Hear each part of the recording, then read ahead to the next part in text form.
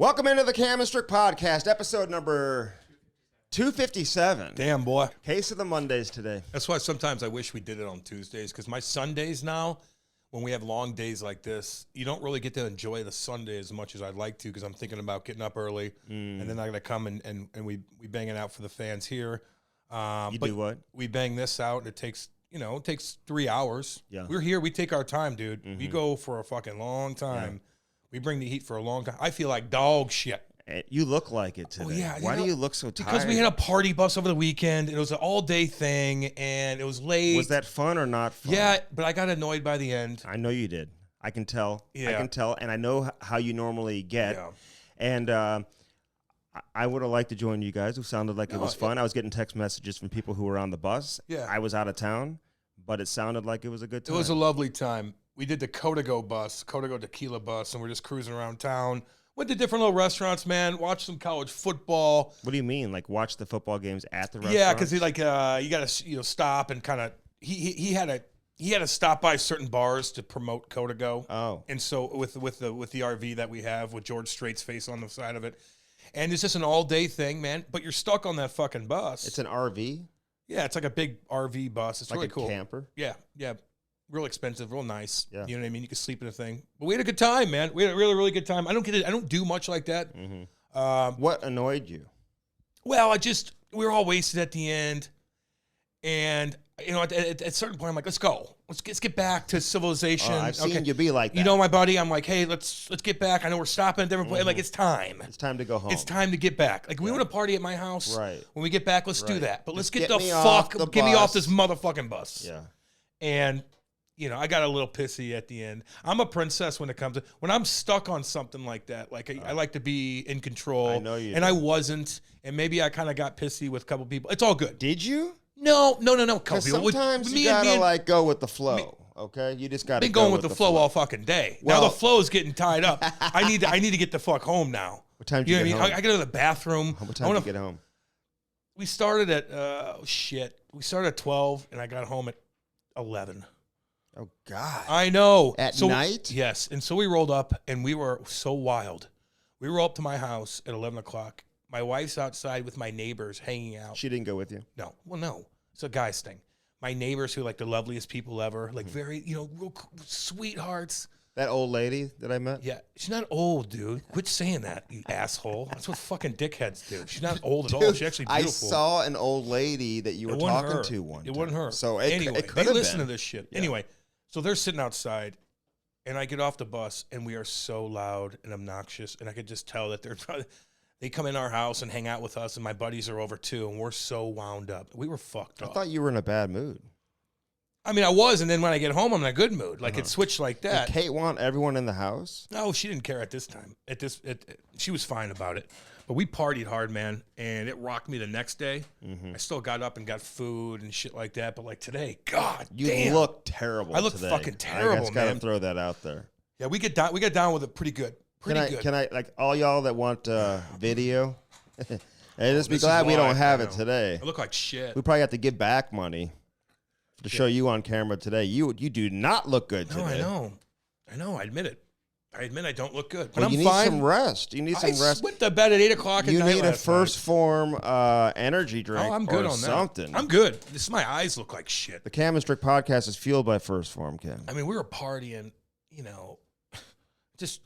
was a lot. It was a lot. Okay. That's all I'm going to say. It was a lot. It sounds like fun. It was a blast. Yeah. But I get annoyed. Yeah. I know. I get annoyed after a while with things when it comes to partying.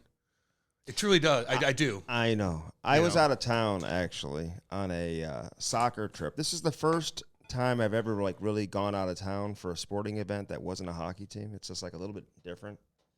Just different. Yeah. Like going to like soccer games and whatever. And usually the hockey community is so tight, you just kind of like know everybody, So even though like you are familiar with everyone, it's just like a little bit of a different situation because you're getting to know people that you really haven't ever spent time with before, outside of seeing them at like a practice or a game and saying hello. So it was fun. It was fun, Where'd you go? Indianapolis. It was an easy that's not drive. bad, dude. That's Highway 70. Boom, Yeah, you're there. Yeah, I know. Although it gets backed up. Once you start going cruising we across didn't Illinois. have any traffic issues. Yeah, I've been through that a million. That's how we went to Jersey. Go through Highway 70. Yeah. Indianapolis is a beautiful city, dude. It's nice. You can go through it. You can go around it. It's very country. It's clean. Very country. Yeah, well, look where it's at. Every street name has like a number attached to it. It's like 103rd and then 86 and Dude, then 176. They are, with St. Louis and the county are separated. You know what I mean? Mm-hmm. Where I think Indianapolis, It's all one. it's all one, and that happened 50 years ago. Yeah. And Nice they're down- healthy. nice It's healthy. downtown, Yeah, dude. dude. It's safe, Yeah. healthy. There's a lot of money there, corporate money. Yeah, It's nice. there is. Quietly. We were up in the exactly. northwest suburbs, man. It's very nice up there. Mhm. A It little, ain't Gary, Indiana. little Hoosier. Well, of course. Little Hoosier. I don't mind that. That's No. my jam, baby. I don't mind that. I'm safe around Hoosiers for the most part. I felt safe, Unless you're too. too much of a Hoosier. I felt safe. Listen, I don't care about Hoosiers unless I'm living next to one of them. Oh, Then you're God. affected. Oh, my And if God. you know, you know. Like Marty, who tried to peeping Tom on my neighbor What when are I you was a talking kid. about? He was the peeping Tom who No, that's not was a looking in the window That's a sex. at that's a my sex mom, dude, and he was a Hoosier. No, Hoosiers are neighbors that are very loud. They have trash in their backyard. Their kids run in your yard. Their dogs are shitting in your yard. They don't do anything about it. They're running their four-wheelers all over the place, yelling at each other, domestic violence, that kind of stuff. Do you think not picking up after your dog is like the most Hoosier thing you can Well, do? if it's in your yard, like if you're late on that, okay, that's your yard.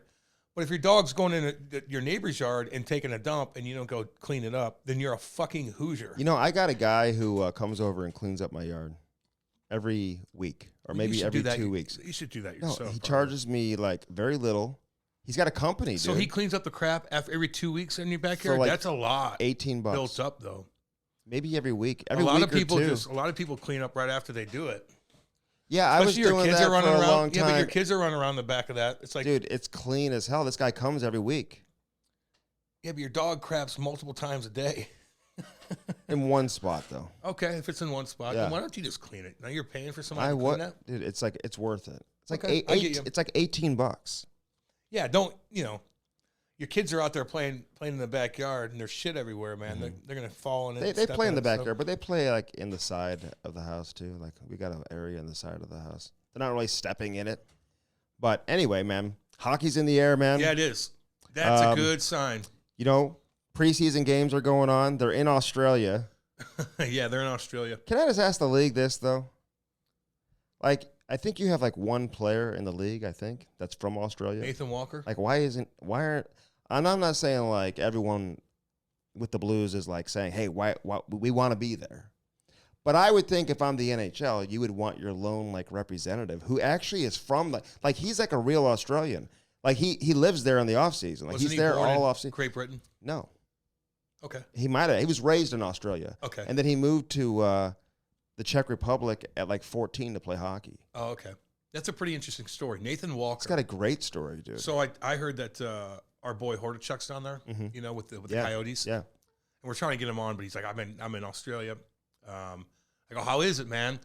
He goes, it's fun as hell. Obviously, it's fun. That's a long ways away, just so you know, Andy. Like big time, like the opposite. But I side think of the it's world. worth. I almost went and studied there one off season. That'd been kind of cool. One summer. That would have been kind of Or cool. school year. It's just too far for me, I think. But he said that there's some fights that went down, and they were booing On the ice. on the ice. Yeah. Yeah. What do you think in the stands? No, fights on the ice, and the crowd didn't like it, and they booed, Maybe which they- is odd to me. Maybe they weren't used to I thought the seeing shit that. kickers down under were fucking Crocodile Dundee and shit. You don't like the fighting? That's odd. Isn't that weird? A little bit. I got to see like a video to see exactly what happened. He sent me one. Like they're booing the actual Yeah, fight. they booed. You think that like caught them off guard? They weren't I don't know. expecting that. Well, how do you not expect that? You know what I mean? Are they like really friendly? Like, what's the crime like situation down there in Australia? I would say pretty minimal. I don't think there's that many guns. I don't think there's that much gang violence. Yeah. I think there's always going to be petty crime. But as far as murder, it ain't St. Louis. I don't think there's a lot of shootings and stuff. No, like because no one's armed like they are here. Uh-huh. We have 350 million guns. that. Do they eat kangaroo or they just No, kangaroo. No, but kangaroo. Listen to me. Mm. Kangaroos are scary. They're tough as shit. There's a kangaroo in Australia in a small little town that's terrorizing the town. What do you mean? It's terrorizing. What's the it town. doing? Killing dogs, Oh, Grabbing your animals. Oh my Grabbing God. children. Yes. Children? Yes. Puts it And in they this little showed a pouch. picture of it. It's jacked. It's jacked. Uh-huh. And it shows it. He looks like Michael Myers from the movie Halloween. Mm-hmm. And you just see it on a sidewalk and it's terrorizing this small little town. Like a surveillance camera's catching it. Yes. And they can't capture it. What is I think they did. Does it put children in its little pouch? No, it's grabbing children. Damn, that's scary. That's a movie, dude. A fucking jacked kangaroo tormenting a small town in Australia, stealing children and dogs. God, That's the most Australian thing I've ever heard. Now, I don't think it killed any kids, but I think it was terrorizing people in this neighborhood. So they have to put it down? Because I don't think they can. You could put, no, but listen, you could put anything down if you get, it like, that's why these big game hunters, like we said before, I hate when they kill majestic animals, but there's reasons why they get the permit to do it. Mm-hmm. Because the one animal separated from the pride and it's got something wrong with them and you gotta put it down. You gotta depopulate sometimes because some get scattered and whatnot. You know what I mean? So, but yeah, like those kangaroos don't fuck around. Listen, there's a lot of things in Australia that'll get you. A lot. Australia's scary, man. They've got hardcore shit. Among the highest shark attacks. Yeah. They've got gator attacks. Oh, God. They got a lot of stuff going on. They got a lot. Trapdoor spiders and stuff, man. Really? You know who has crazy spiders? Poisonous snakes. You know who has crazy spiders? St. Louis? Vegas. Oh, yeah, I bet. Yeah, like there's a player in Vegas who was sending, I don't want to say because he was sending like other players photos of the spiders that he was catching in his house. Oh, no. I'd never seen spiders this big in my life. They look like tarantulas. Well, and yeah, but we have tarantulas. And they got scorpions and stuff like that. Yeah, so do we. We have scorpions and tarantulas in Missouri, just so you know. But there's tarantulas. Not tarantulas, like wild ones? Yeah, in Missouri, southern Missouri, there's tarantulas. Yes, there are. And in Texas. This woman the other day filmed her backyard, and she sees this thing in her backyard crawling through the grass. And it was a fucking gigantic tarantula in Texas. She goes, look how big this fucking thing is. She's filming it, and it's moving the grass around.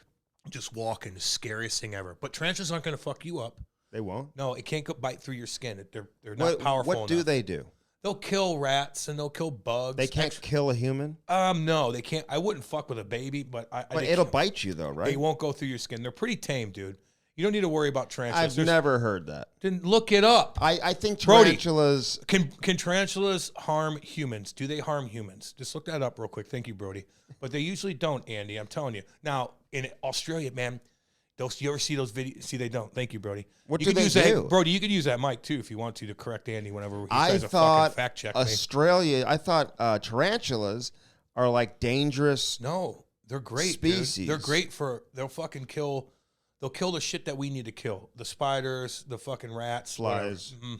Stuff like that. Actually, most spiders are pretty good. You suggest like getting a pet tarantula? No, I'm not. Around the house? No. I like cuddling with my pets, unlike you. I don't want a tarantula. I cuddle with my doggies. Oh, Blake goes and cuddles with my every morning. Do you see the picture my wife posted? Yeah, I saw that little Ivy and all that. Oh, yeah. Which one? She posted about 40 of them. She had a long one. Lori, I love you, girl.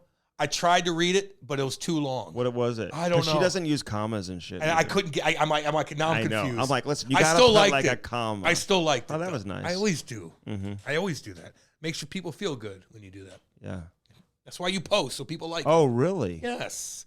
What do you think about Taylor Swift and Kelsey? I think. Did he bang her out that night? I think this is real. Did he bang her out that night? Oh, 100%. They didn't even hold hands walking through. Yeah, no, I'm gonna. Hold her hand. Listen, I'm not saying 100%, but I don't know. Let me say, as big of a big dog as he is, yeah, like he looks like he's like nervous around her or something. You know, it's almost like not dateable, dude. She's bigger than he'll ever be. She's the biggest thing in the world. Yeah, bigger than he'll ever be. Yeah. So obviously, it's bringing a lot of attention to the Chiefs. It makes him look cool that she's there, you know. But like, I don't think they're like an official couple. But he's cool though, man. Like he drove his old school convertible to the game. You know, you see that thing? Yeah. It was like an old like Chevy Charger or something. Mm-hmm. But yeah, like an old school. He kind of sold out on some of the. Yeah, but like, she he's left. Doing Bud Light she left the game with her. He kind of sold out a little bit. Like he's doing Pfizer commercials where they're filming him like, I got the jab again. It's like, okay. And he's doing a Bud Light stuff. But don't don't judge him for whatever he wants to do. No, you're making money. I get it. But you kind of like, you know, It's like, Yeah, but just because you don't like that doesn't mean that. I'm talking about myself. I'm just saying. Wait. He's probably. It's not just me that's probably. like it. I know. I've seen it. I've read it. People chirping him. Yeah, it's all good. It's a controversial thing. I still like him. But I bet you he's getting paid a shit ton of money. Well, that's why you do it. But he's going to get paid a shit ton doing anything. So my point is, I get that, but people do give him a little flack for that. Like, it's all good. I like him. They left the game together. And I will say this.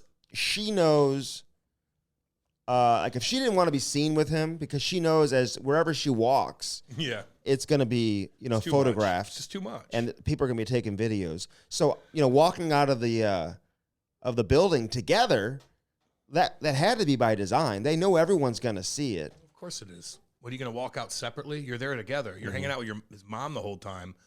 You know who's kind of pissy about this whole thing, you think? Who do you think? A woman. Oh, probably Mahomes' wife. There you go, Andy. You're damn right. And Jackson. Is she jealous? Probably. They usually have the camera on her and stuff like that. And now they got on Taylor, I'm surprised Jackson Mahomes didn't go up to that fucking suite. TikToker. Did you see some of the funny memes about Jackson Mahomes, like crawling up the side to get into the box? Was he at the game? Probably. They don't show his ass anymore, that fucking psycho. Did you see her, like, after Kelsey scored? She's like, she's yelling, let's fucking go. I know. She's annoying. She's a diehard. She knows her football, though. She's going to get annoying soon. That whole thing's going to get annoying, in my opinion, soon. Just like Neon Dion, a little too loud. Little Neon Dion was a little too loud. And, Colorado got smacked in the goddamn face. He got handed his lunch. Hey, but I will say this about Dion. I like him. Because I have been critical. Like, a little bit, like it was getting too much. Yeah. And they barely beat Colorado State in a game that they should not have won. They should have lost that game. We talked about that last week. You're damn right. And I'm not going to sit here and say, well, they needed to lose like this and whatever. But I thought the way Dion handled himself in the post-game press conference was a lesson for all coaches. Because he even said, it's not about me. Like, he had some great lines. Like, he said, it's not about me. Good old-fashioned butt kick. He said, he did. That's a bunch of bull junk right there. Bull junk. Who's writing the bull junk? Because he doesn't cuss, apparently. I know. It's like, what? He's with Jesus. I know. So he said, I got my gold jacket. He goes, if it was about the coaches, we'd never lose. Like, he's like basically letting them, like, hey, like these coaches couldn't play nearly as. But he said, you better get us now. Go ahead and get me. Get us now. Go on, get me. Because we coming. Because, again, he doesn't even – he's going to be recruiting kids left and right. Did you see the Oregon coach's pregame speech? Yeah, that was a hell of a speech, kicker, baby. This is about we're playing with our pads. We're playing with our helmets. Not this. What he said they play for clicks. We play for wins. Let's fucking go.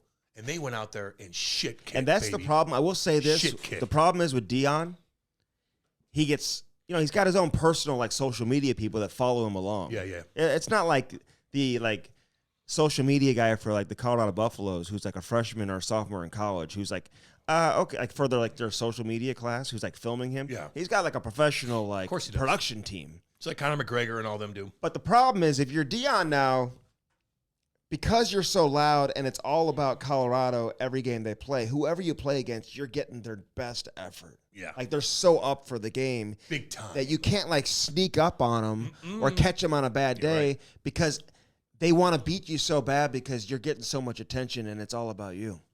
I love it. I love college football, and I'm starting to love NFL. And now we got hockey coming in, baby. There's some fucking drama going on now. I tell you this, there's fucking videos of a bunch of scraps going on. Good scraps. Not the I'm gonna jersey jab and fall down. No, guys are throwing heat. There's a couple fucking hardcore fights, throwing bombs. One dude never heard of. They were going toe-to-toe, and he caught him with an uppercut. I think he played for the Rangers. Big kid. Threw an uppercut at the end, buckled him. I'm like, damn, like, let's go. Hockey's back, baby. Damn. What are the big stories? No, because you do see some fights in the games. Like the Blues have this kid on a PTO, last name Bitten. Yeah, that was a good scrap. And he had a good scrap in Minnesota during the prospect camp. Give you a shout out. But he's kind of loud. Like after he gets attention, he gets noticed. Yeah, his brother's a good player, man. He's one of the top players on the Blues American League team. Will Bitten, who played a couple NHL games last year, came up. Great kid. Yeah, like completely different in terms of how they play. This guy hasn't even like been able to like establish an American League career. So for him to do what he's doing now, he's been playing over in Europe. Like people are taking notice. And maybe we'll see that start coming back into the game because not to make myself out to be a dinosaur or anything, but I do remember, like, when I first started covering the NHL, every training camp, Cam, as you know, had like 3 or 4 fights in a camp, right? And I watched a training camp scrimmage the other day, and I didn't see a single hit. I know, dude. So it's like I know. The way guys are getting noticed is in the preseason games where maybe they used to do a little more when all management's in the stands and they're doing it during the inter-squad scrimmages. And now it's about the preseason games. And I get but not that. Everybody gets in the preseason, the exhibition season. And you know what? You got to find your timing. Listen, you don't want to go square off with your own teammate. Like sometimes, like back in the day, fine. There's only one spot for you. So if there's another guy in training camp, like we're going to have to go at it, man. We got to prove our point. Who are you going to keep? So that happens. But nowadays, man, like I understand not fighting in inter-squad games, but if you're not hitting anybody and finding your timing down with hits, then you're fucking setting yourself back. That's not realistic. I wonder. That's not realistic. And I haven't asked Craig Berube this or Doug Armstrong. I should ask them. You should. I'm curious if they're told prior to these training camp scrimmages, don't hit. Hey, no fighting, nothing stupid that's going to hurt somebody. Of course they're going to say that. You know. Of course, they said that back in the day. Easy, if you got we don't want anybody fighting, but if it happens, it happens. But that doesn't mean circle away from guys and not finish your hits. Yeah. Don't fucking run guys from behind. Don't be stupid, obviously. Right. But God damn it, I need to know that you're ready to rock. Don't you I need to know remember your timing. in the Toronto rookie practice or the rookie tournament or whatever, and everybody was going crazy because that one kid stepped up and hit the whatever former second round pick of the Leafs. He just got in his way, kind of like he stood and he stuck his ass out. Went boom, you ran right into me. And then everybody's like, get him off the team. I was talking to an NHL coach about this, and I'm curious to know your take because I'm like, we were talking about Bedard. He played against the Blues, and the guy messaged me. He asked me if I was at the game. I wasn't at the game, and I'm like, wouldn't you, if you were playing against him, how would you approach that? Would you leave him alone, or would you try to go out there and run his ass and make a name for yourself? Like, what? And I'm not saying you specifically. Because you know the answer. Right. But, that is, I don't know, man. It's tricky. Catch him. You'd be the most hated person in hockey if you did it clean? I think you'd still be the most hated person in hockey. The Canadian media. So what? Don't disagree with me on that. You know that they would be going crazy. How could you hit him? So what? Yeah, I know.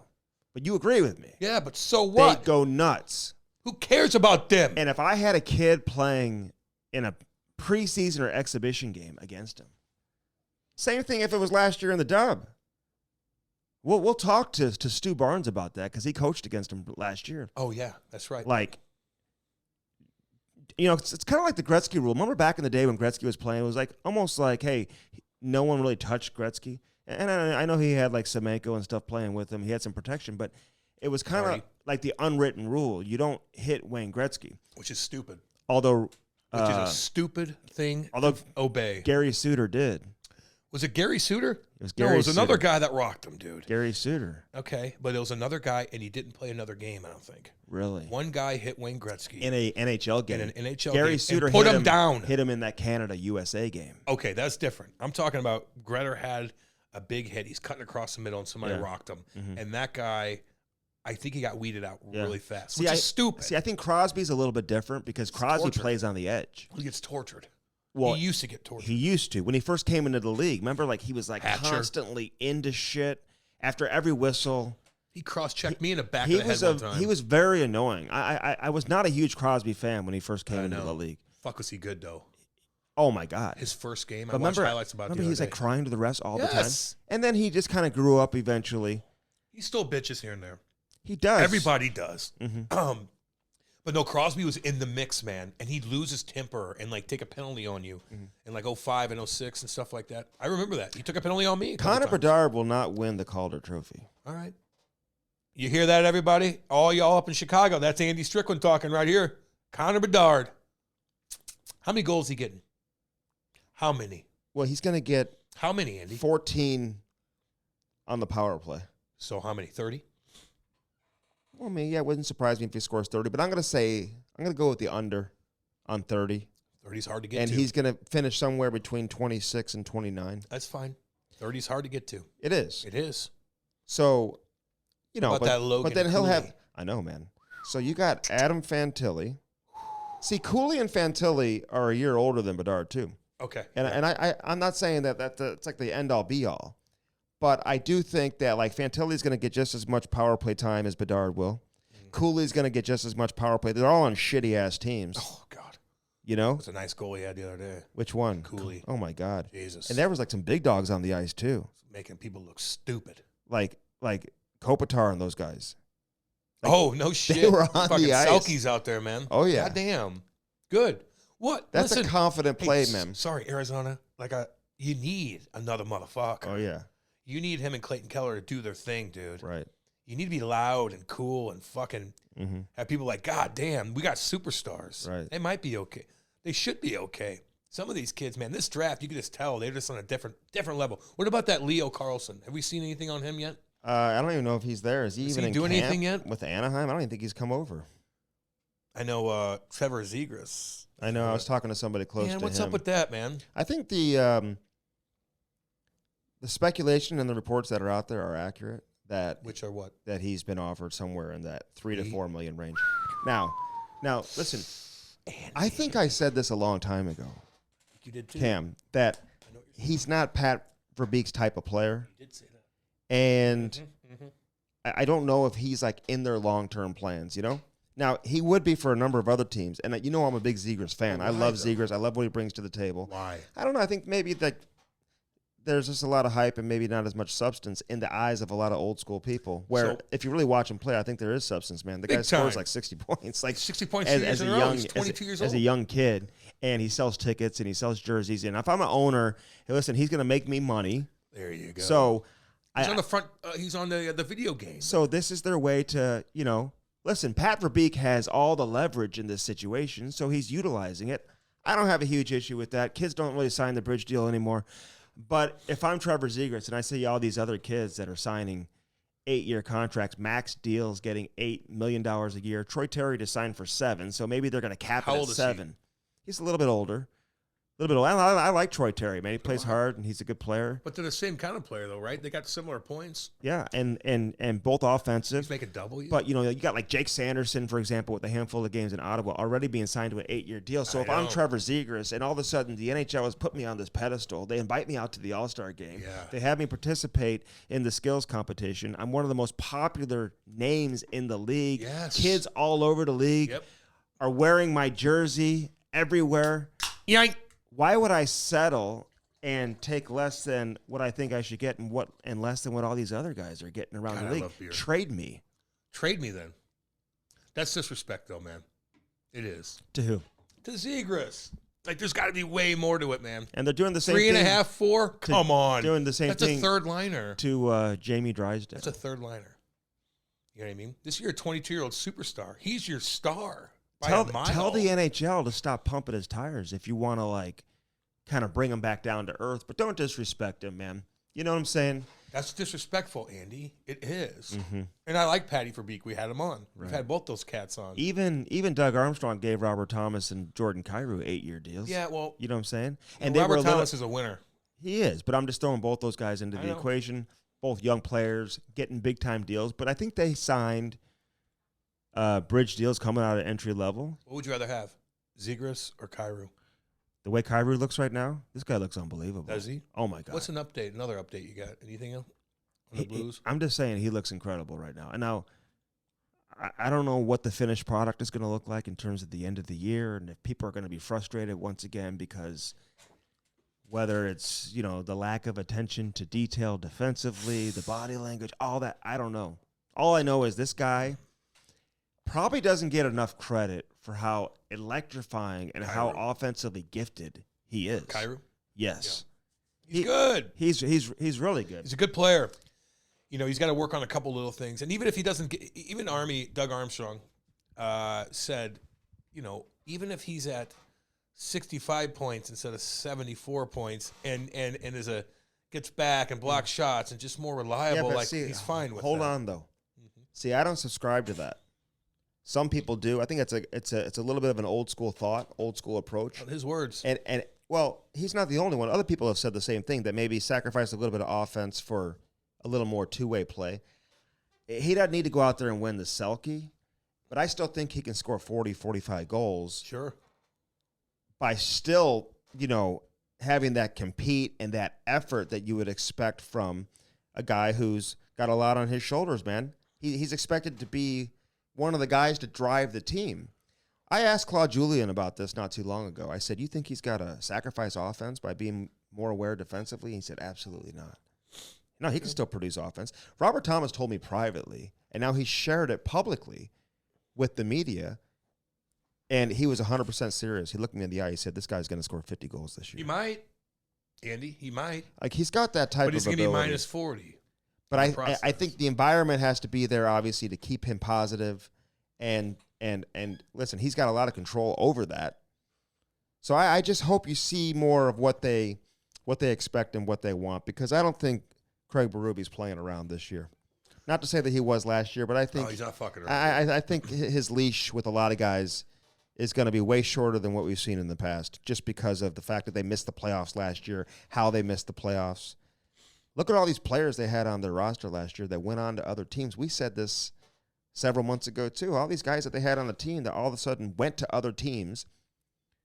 And, O'Reilly getting Toronto out of the playoffs or out of the first round. They had Achari, Barbashev, Tarasenko, Mikkola, all these guys who went to other teams and were like good players for those teams.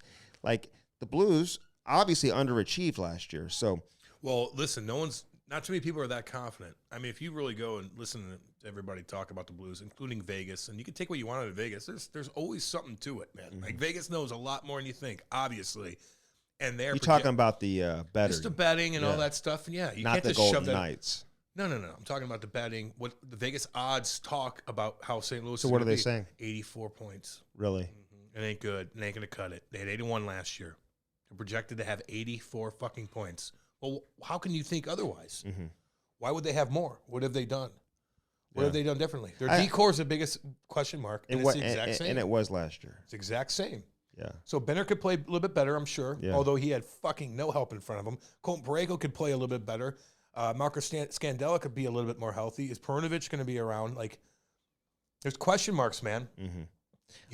Big time. I agree, because I've been asked a number of times already, like, do you think the Blues defense is going to be better? Like, I don't know how you can sit here and say they're going to be better. I don't know. Because it's the same group that's coming back. But I don't think they could be any worse, as bad as they were last year. I think they're going to be better. Crew they're changing their structure defensively a little bit. And I think they've got a sneaky group of forwards that can maybe sneak up on you, and they can, obviously produce. And the goaltending is going to be better, but I don't know, man. Well, the big drama, too, is... I can't sit here and say with certainty that they're going to be better defensively. Exactly. But break that down for me. I would certainly... You can't predict that with the entire same group coming back. I know they got one or two different faces, with Tyler Tucker, who's a young player and whatever. Yeah. But I hope so. I don't know. And I think they have the ability to play better than what they played last year. How about the Stammer situation? I hate seeing that, man. Mm-hmm. I like Steven Stamkos. Fuck, man. That guy is a warrior. Awesome guy. Yeah. Nothing but just... Greatest player in their franchise history. Just a leader. Nice, cool. I've never heard one person say anything negative about that. I was shocked that he came out and said that. Man, he's pissed. Day one of training. I know. Camp. I was shocked. I know. He's pissed, dude. I was sad. Like, I'm like, damn. I didn't like it, dude. I didn't love it. It made me uncomfortable a little bit. I didn't love it. I'm like, what? This is like... like coming out of nowhere. Get something done. Yeah, but like, I kind of understand where the GM's coming from, man. How old is he, and what does he want? Well, he's going to want, term. What does he want? Right? What do you think he wants? I'm sure he wants 4-year deal, 4 or 5 year deal. For? Maybe even longer. For what, 8? Probably 8, 9. What do you have? What kind of points did he have last year? And how old is he again? Is he 34? He's a 1990, right? Okay, so yeah, he's 33, 34. So he's up there, man, and he's banged up a lot too. He has been, but I don't think the hockey part of it that is not a major concern. I think he's going to be a good player for the next several years. I think him being the captain, the catalyst, what he probably does in the community, selling tickets, how important he is to that franchise, leading that team, dude. But I don't think the GM is saying that we're not going to get something done. I think he truly needs to see what they look like, who he has to pay, who's capable of fulfilling this role. And as he put it, do all the pieces to the puzzle come together? What does that leave me with in terms of what I can realistically pay a guy like Steven Stamkos? So he feels slighted. What I don't understand is where the human element comes into play. Like, this is Steven Stamkos. I would think that he and the general manager, Julien Brisebois, in Tampa Bay, have don't they know each other well enough to where they pick up the phone and talk to each other? Or when Stamkos comes back into town, where they meet for lunch or they go for a coffee, and they kind of make sure everything's healthy and just explain the situation to all of a sudden where it doesn't become the number one topic with the media on day one of training camp. I'm shocked Steven Stamkos did that. Well, sometimes I don't have a huge issue with it, when athletes kind of speak their mind. And but that's an odd one, man. It just kind of caught me by surprise. I think it was completely unnecessary. But why aren't they ironing this out behind the scenes and being like, Steven, we're going to get something done. There's nothing worse than starting training camp and your captain, the leader of the whole organization, is already coming out complaining and upset. And the fans are kind of pissy. It's not healthy. But if I'm Stamkos, I don't want to go into a season knowing that an injury or whatever could happen, or I don't produce at the level. They can still win, man. And now all of a sudden maybe that contract looks a little bit different. I don't know, man. I'm surprised he's not.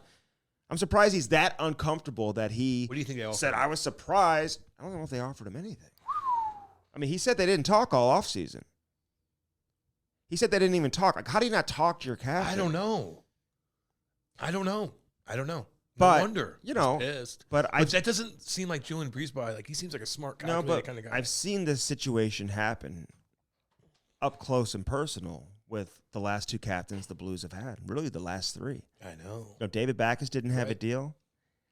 Alex Pietrangelo didn't have a deal. And Ryan O'Reilly, he was younger than Stamkos at the time. And he wasn't very happy about it, but he didn't make it a public issue. Petro?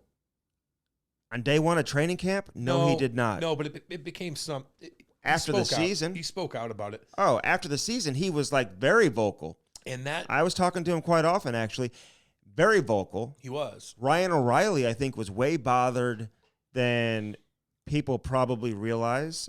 And I think that's one of the issues the Blues had going into last season was the veteran players that they had, specifically Tarasenko, in addition to O'Reilly, who were on expiring deals. I think that kind of disrupted the overall team focus and team chemistry, and it led to a lot of individual play and individual personalities. Oh, yeah. And that just kind of took over, and that's what led to the season, in my opinion, kind of going in the direction that it went in. Yeah, the Petro thing, you kind of look back on it damn, it'd be nice to have a Petro back in our D.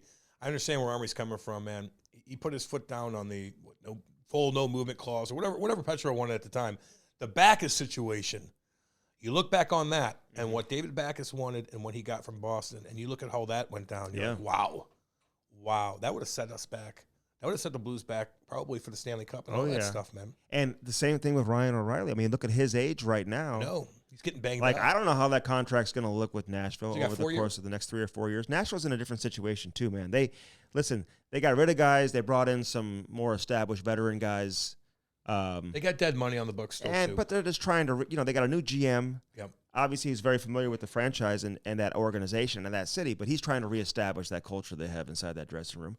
No better way to do it than bringing in Ryan O'Reilly. Listen, I will say this, man, with the Cap being the situation that it's in, if I was a general manager in the National Hockey League, I would have a hard time giving term to anybody 30 years or over. It's such a risk. With you, man. It's such a risk. It is. It is such a risk. And when you're that old, like a Steven Stamkos too, you kind of need to realize that if you want to stay on that particular team, if you want to stay with and still be competitive, you might have to take a hit for the greater good.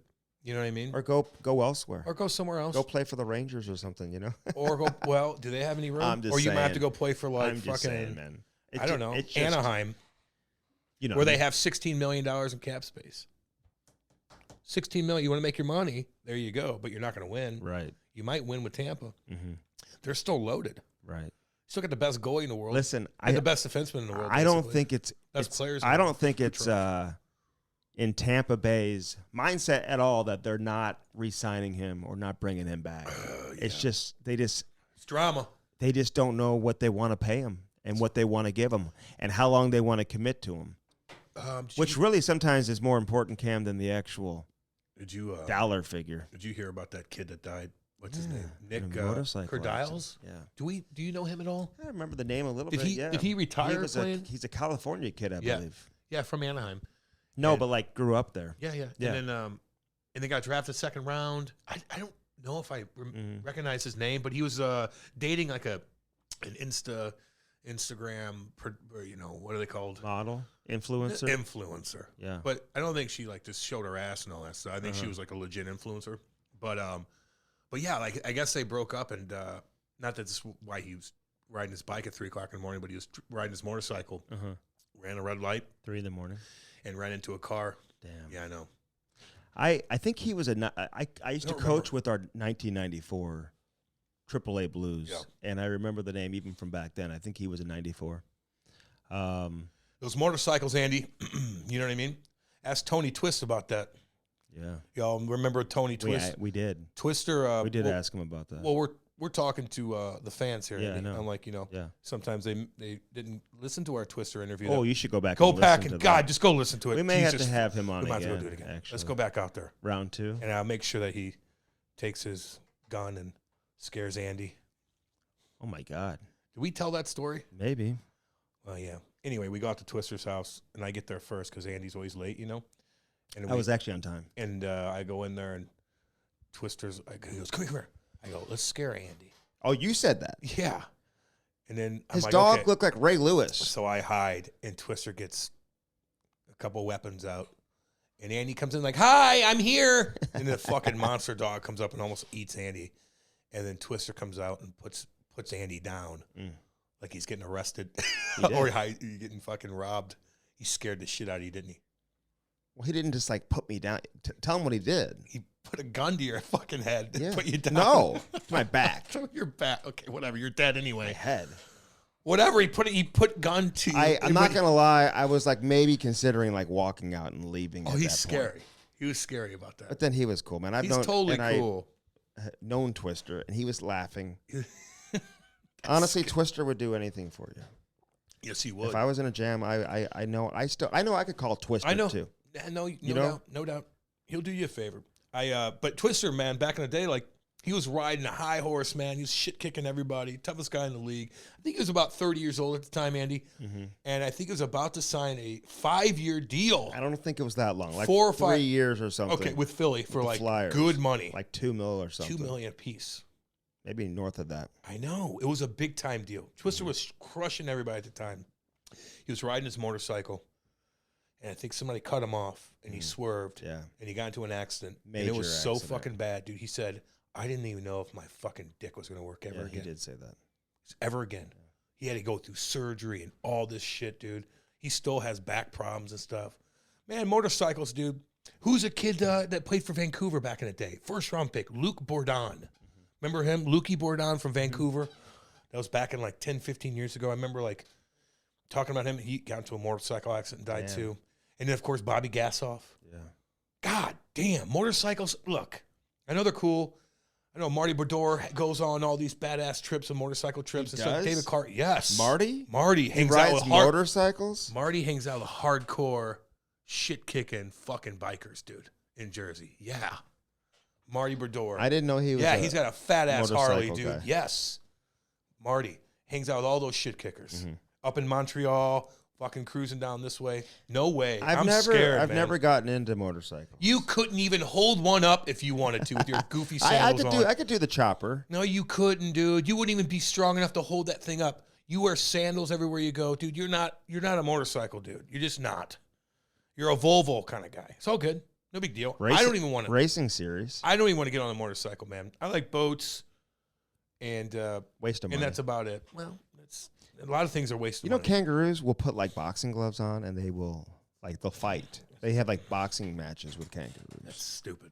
That's a stupid thing to say. You haven't seen that? Man, no, man. I don't think you could torture animals like that and put boxing gloves on them. And, Brody, look it up. okay, fine, you did. Like, you don't even they, have to look it they've up. done Like, it before. all right, they fight each other. I get it. I saw one clip where a kangaroo was going after a dog, and the owner comes up and tries to fight it and punch it in the face. I got to give a shout out to a company out of Switzerland who sent us some shit. Yeah, man. Acane. Yeah, baby. They got great stuff. They do. They have like all that cut resistant stuff too. Yeah, like all y'all hockey parents out there, man. I'm just saying, it is so dangerous. Like getting cut by a skate is like maybe the only thing that really makes me nervous out there. You know, outside of like hits from behind and shit. Well, or you running into somebody, or you tripping and falling and going into the boards, or somebody running into you, or this, that, and the other, or the puck, or yeah. So you're scared of a lot of things. But like, no, you get cut pretty easily, man. And you know you're cut, and you could bleed out pretty quick. So these cut resistant like shirts that kind of have like that Alexei Yashin look. You know, it's got the turtleneck built in. Because now it protects the neck. After that poor high school kid got sliced in the neck by a skate. God damn. So just protect yourself. Check them out. They got a great Instagram page. Acane. They're out of Switzerland, dude. Yeah, they got awesome stuff. Although Andy tells them I'm an XL. You're not an XL? I'm a double XL, dude. Dude. You know how big double XL is? Andy, what do you think this is? It's tight on me. It's a double XL from First Form. I told you that 50 times, man. But so you gave me an XL, so it's fucking tight on me. But it's all good. Actually, the jacket fits nice. I'm a double nice. X, man. Okay. It is what it is. I even wore a triple X the other day. You did? Yeah, because I had it from a free shirt, and it was a triple X. I'm like, yeah, actually, I washed it one time. It fits pretty good. Triple X? Yeah. What would that look like on me, you think? Oh, she's swimming in it. You know what I mean? Like a dress. Triple You look X. cute. You look cute. I'm thinking about grilling tonight, too. I got some stuff at home that I'm probably going to... I got all my Halloween decorations up already. Oh, you got them up already? Oh, yeah, baby. I'm not fucking around, dude. The leaves are starting to change in my backyard. I love it, man. The air is a lot drier. It's fucking starting to become beautiful. We're right in Missouri. All y'all out there. We get 4 seasons, dude. The fall in Missouri is beautiful. Gorgeous. But I was going to suggest maybe you guys come over. When? Like tomorrow. Fuck that, dude. I ain't moving. I am going to be rocked today after we get done with this. Dude, I'm telling you, that was a long ordeal this weekend, and I'm just kind of worn the fuck out. I feel good right now. Hey, didn't you go but out? After this, I'm done. Didn't you go out to the Illinois Recovery Center? Yes, I did. How was that? With Chrissy Pondoff and Eric Conley. I went out there. They showed me the gym, and all the patients were hanging out, and they had time, and no one's usually supposed to be there, but I was there hanging out with Chrissy and Eric, who run the show, and they're like, Cam, you're not supposed to be there. No one's supposed to talk to them. No visitors, dude, nothing. No. This is like fucking military style. In a good way. Yeah. It's not like, oh, do what you want. No. You have an hour for this. Next hour, we're cleaning. We're doing this. Next hour, it's group session time. We're hanging out, talking about this next hour. You have gym. Next hour is eating. Next hour is R&R in the room. It's boom, boom, boom, boom, boom, boom, boom. Fucking organized. You're not just like, what do I do? There's always something you're doing. Yeah, they keep you busy. Keep you busy, rightfully so. You better clean up and you better listen to them, because I'm telling you, you need to be disciplined there. And but anyway, they're like, hey, do you mind coming out and talking to these guys? I go, fuck yeah, let's go. And usually you don't have anybody show up and see you. So when I walked out there, like, they're all Blues fans. And I sat and I talked to them for 40 minutes, man. And I just was real. And I started telling my story about my addiction. And they're like, yeah, I know what you mean by that. I'm like, dude, remember we had to da-da-da. And they're finally like smiling and doing this. They had a smile on their face. And Eric's just like, dude, I haven't seen that. Like, you put a smile on their face and you normalized the situation. I didn't walk in there like a fucking doctor, like, here's what you need to do. I'm like, dude, oh man, yeah, God, remember trying to go to the bathroom on those things, blah, blah, blah, blah. Talking about sweat and just being like, hey, dudes, I went through it. And the last thing I told them, I go, I don't even think about those goddamn things anymore. I don't even think about them. They're like, really? I go, dude, not at all. Even if I get injured, I didn't even think about it. So I'm just like, you'll get there. And some of them have alcohol problems. A lot of it's You'll get there. You're going to be okay. That's the message. I go, you're going to be okay. I go, God damn. You'll be right out. You're going to feel better and better every single day. Now you're going to start working out. Now you have your feelings back. You're not just blah. Anyway, it was nice, man. They were excited about that. I told Chrissy, too. I go, damn, I'll go out there, man. Like, let me know, and I'll set up a date, and I'll go talk to the patients once, like, every quarter of the year or whatever, maybe once every 2-3 months, or there's a new batch of people in there, and I'll go in there, and I'll sit and I'll talk to them for an hour, whatever you want me to do. Sometimes just that, Andy. Talking to a real person, not a fake, I'm a doctor, I know what's good for you. I've never been through it, but I know what's good. No. I've been through all this shit. I'll talk to you. I'll be real with you, and I'll make you feel better about the situation. You know, Evgeny Kuznetsov. Yeah. He got caught doing some blow in Vegas. Remember that? Was that in Vegas? His fucking dipshit buddy filmed it. How does that get out? Like, does his buddy films it and then it gets on social media? I guess he posted it. Or he sent it to his buddies. Like, his buddy would be like, I'm going to post Evgeny Kuznetsov doing blow and put it on He ain't hanging Instagram. out with that group anymore. I would have threw him out the fucking window. Dumb shit. Don't even put a camera on. We're partying like that. Get the fucking camera out of here, you weirdo. That's your group? That's your friend? The fuck on. But maybe that was the best thing that happened to him. Well, I'm just saying, you just don't know. Did he have a problem? Well, apparently he says that he started talking to a psychologist after that, and he still talks to one today. I'd talk to a psychologist and be like, help me not kill my buddy. That's why I need to talk to him. Help me not kill him. Filming me like that, you fucking idiot.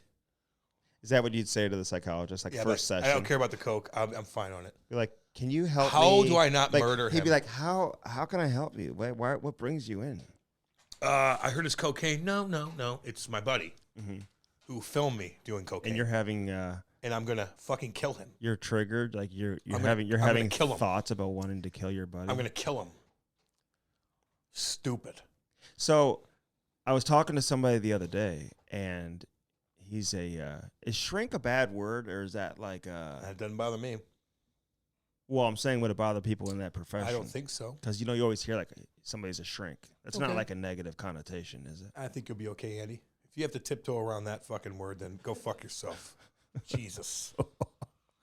Do you think, I'm talking to this guy, I'm like, is he analyzing me right now? Like he's able to like get into my head. He knows. I analyze you every day, every time I see you. I know, but you don't have what? The degree to analyze you. Are you fucking kidding me? What's the word I'm looking for? Nothing.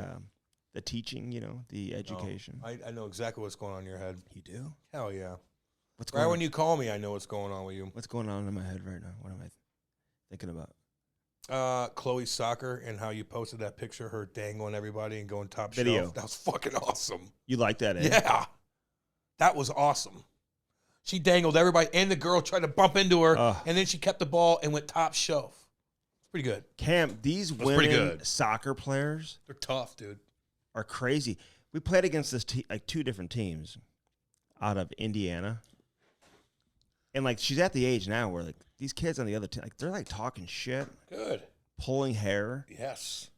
Which is stupid. But physical. Calling other girls like, bitches and bitch and shit. Coont. I haven't heard that. Okay. Actually, I don't hear a lot that's on the field because now they're on the big field. They're playing 11v11. Yeah. And you're kind of away from it. Yeah. So you can't really hear everything that goes on. But I like it, man. Good, be competitive. My daughter's really competitive, but she's not like a shit talker like that. You know what I mean? Don't be. She's not a brute. She's just like more like, She's aggressive. Aggressive and skilled kind of, Yeah. That's good. But you like the goal. Break it down for me. Well, I just did. No, break it down. She just dangled, she dangled a couple girls, and then some girl came over and tried to bump into her. Like it was kind of a collision. She kept her balance, kind of put her shoulder down, protected herself, kept the ball, and went top shelf. Kicked the top shelf. It was pretty cool. I saw that like 4 times. I couldn't stop watching it, to be honest. Oh, really? Yeah, just so you know, man. Yeah. That's awesome. I know. When your wife posts stuff, sometimes like it's a fucking Is it that soliloquy or a fucking poem. I can't. Like a haiku? Like a haiku. That's only like 5 words, though, right? or it's like 3, 4, and 3 or something. I don't know. No, this is like 50,000 Like, haikus. I love soccer. Soccer is great. Okay, Soccer I'm going to tell you about fun. my day. And he goes on and on and on, and I'm like, oh, I'm into it. I'm like, okay, I'm out. That's all. No big deal. Out. Just too long. But I did watch the video of Chloe scoring that awesome goal, like 5 times. That was nice. That was pretty dang cool, man. I usually don't post a lot of that. My daughter, I don't give a fuck. I'll post as much shit as I want on her, but I don't take a lot of videos during the game. That just so happens to be, I just felt it coming on. Isn't that weird? Yeah, I was going to say, like, you didn't even, that wasn't like no, like, I'm not filming the game. It just, I just felt like she had the ball in space, like something was good was going to happen in this particular situation. And it did. That was good. Damn So, good for her, man. Tell her I said hey with so that. the psychologist, when they're talking to you, what's going on through their mind? Huh? When the psychologist is talking to you. I've never had one. Or the, you've never gone to a psychologist? Uh-huh. Really? Oh, yeah, for my drug problem. Yeah, no, I did. That's right. I had to go and pay for it every week. I didn't get much out of it, not going to lie. Do you know the difference between a psychologist and a psychiatrist? No. A psychiatrist, I think, can prescribe medication. Okay.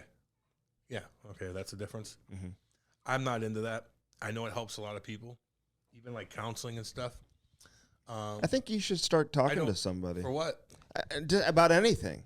So should you. Kuznetsov, yeah, I know. You want to have a group session? No, I don't know if that's going to work for me, man. Okay, listen. I don't know if it's everybody's different, but I don't think sitting talking to some 40-year-old woman My point about is this. my problems in front of Kate, like she fucking knows anything about No, me. Kate doesn't have to go. Or even by myself. Yeah, but The you fuck's say she gonna that. Say to me? So, I'm happy. So Kuznetsov. Is she going to help me stop drinking? Really? How are you going to do that? Maybe. What are you going to tell me I don't know? No, I'm just curious. Mm-hmm. I admit to everything. I know my demons, dude. If I went to a psychiatrist, she'd be like, she thinks that I'm going to be like, I have nothing wrong with me. I'm going to be like, no, here's my problem. Doop, doop, doop, doop, doop. Now what? Well, how are you working on? Well, this is what I'm doing. Boom, boom, boom. Like, what is she going to do? Besides cost me $400 an hour. A psychiatrist. Just asking. Or so Kuznetsov says that it's been unbelievable for him. Helps a lot of people. And he says other players. And I really believe like the sports psychology and sports psychologist, Yeah, which that's fine. if you don't have one and you're a professional sports team, Yeah. then you're like way behind the eight ball. You need to get. I don't mind that. No, That's I okay. would think every team has one. Here's the difference, And though. and they all have that option. And so the team or the PA, like the substance abuse program, whatever, it'll pay for it on a lot of occasions. It will. And then Kuznetsov had said that it like ran out, and so now he pays for it on his own dime. But he said it's the best thing that ever happened to him. Yeah, and so again, don't listen. I'm just speaking on my behalf. Don't listen to me if shit works like that for you. If you want to get this, you want to do that. You don't. This is just me talking. Mm-hmm. I don't think if I was playing, that would work. We're talking about my hockey game. How can I get the puck off the wall and not think somebody's going to elbow me in the head so I don't panic like I would do to somebody? How do I think more clear on different things? But now I'd go to be like, Cam, you need to be a better person. And usually you go see them because you need them to get something out of you till you admit that you are wrong on certain things and you have a problem. I know I do. No, that's not it. Okay, help you get through the problem. I'm having issues sleeping right now. So you're going to go pay $400? You probably would do that. Andy would go pay $400 just to talk to a lady about sleeping, right? I don't know. Like, why am I not sleeping very well? You're wound up, man. You're wound up. You're wound up. You're talking on the phone all the time. You don't really relax ever. So once you go to bed, you're so wound up that you're just tossing and turning. Fuck, you're on your phone every second of the day. I fall asleep, problem. Well, then why do you have problems sleeping? Because then I'm up, but I'll wake up and then I can't fall back asleep. Okay, well, But here's the thing. I don't know.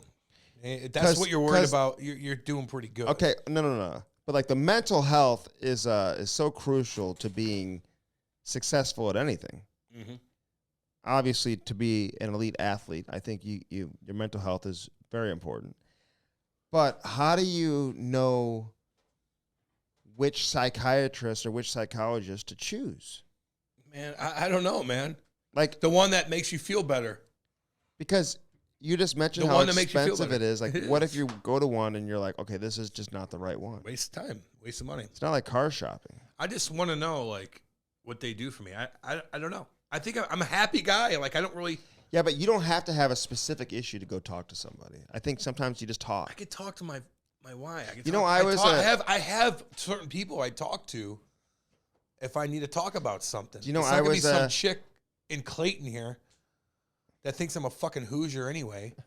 And no, she doesn't. Yeah, she does. No, they don't judge you. Fuck that. They don't. No, they Get don't. outta here. They don't judge you, and they don't tell anybody. And that's it's fine. all That's, private. No, yeah. Like, you know they can't tell anybody. Yeah, I know. It's under HIPAA like, law HIPAA or whatever. law. Yeah. I but get do you that. think... I just wonder what she'd say to me. I wonder if a psychologist... We should do that. If they meet with the... I know. We should record it? I know. Oh, my God. What if they recorded our session? I would do that because I'd be like, tell me something, girl. What's up? No, okay. Tell me something. You ask me anything, I'll be so honest Tell with me you. this. You're telling me if a psychologist or a psychiatrist, if they're meeting with, like, Tom Brady or somebody, like, famous, Taylor Swift... She's getting annoying. She knew exactly what was annoying. Travis is now. He's getting annoying with his mustache. I didn't even know that was him walking out. Like, hold her hand. Hold her hand. The cameras are on. Fucking grab her and be, what's up, baby? You're mine tonight. What do you think he did to her last? Do you think he banged that? I don't know. I'm asking you. Is she that hot? Do you think he just took her to dinner? My wife doesn't think so. I don't know. She's too famous. If I'm Travis Kelce, I'd rather find a fucking dime piece that no one even knows. He's already done that. Some doll that is sweet, that doesn't crave attention, that just wants to be Do by you. Do you think he craves attention? That's why he's like wanting to hang out with her? I think he's just being cool, you know. What do you think she's thinking? Same thing.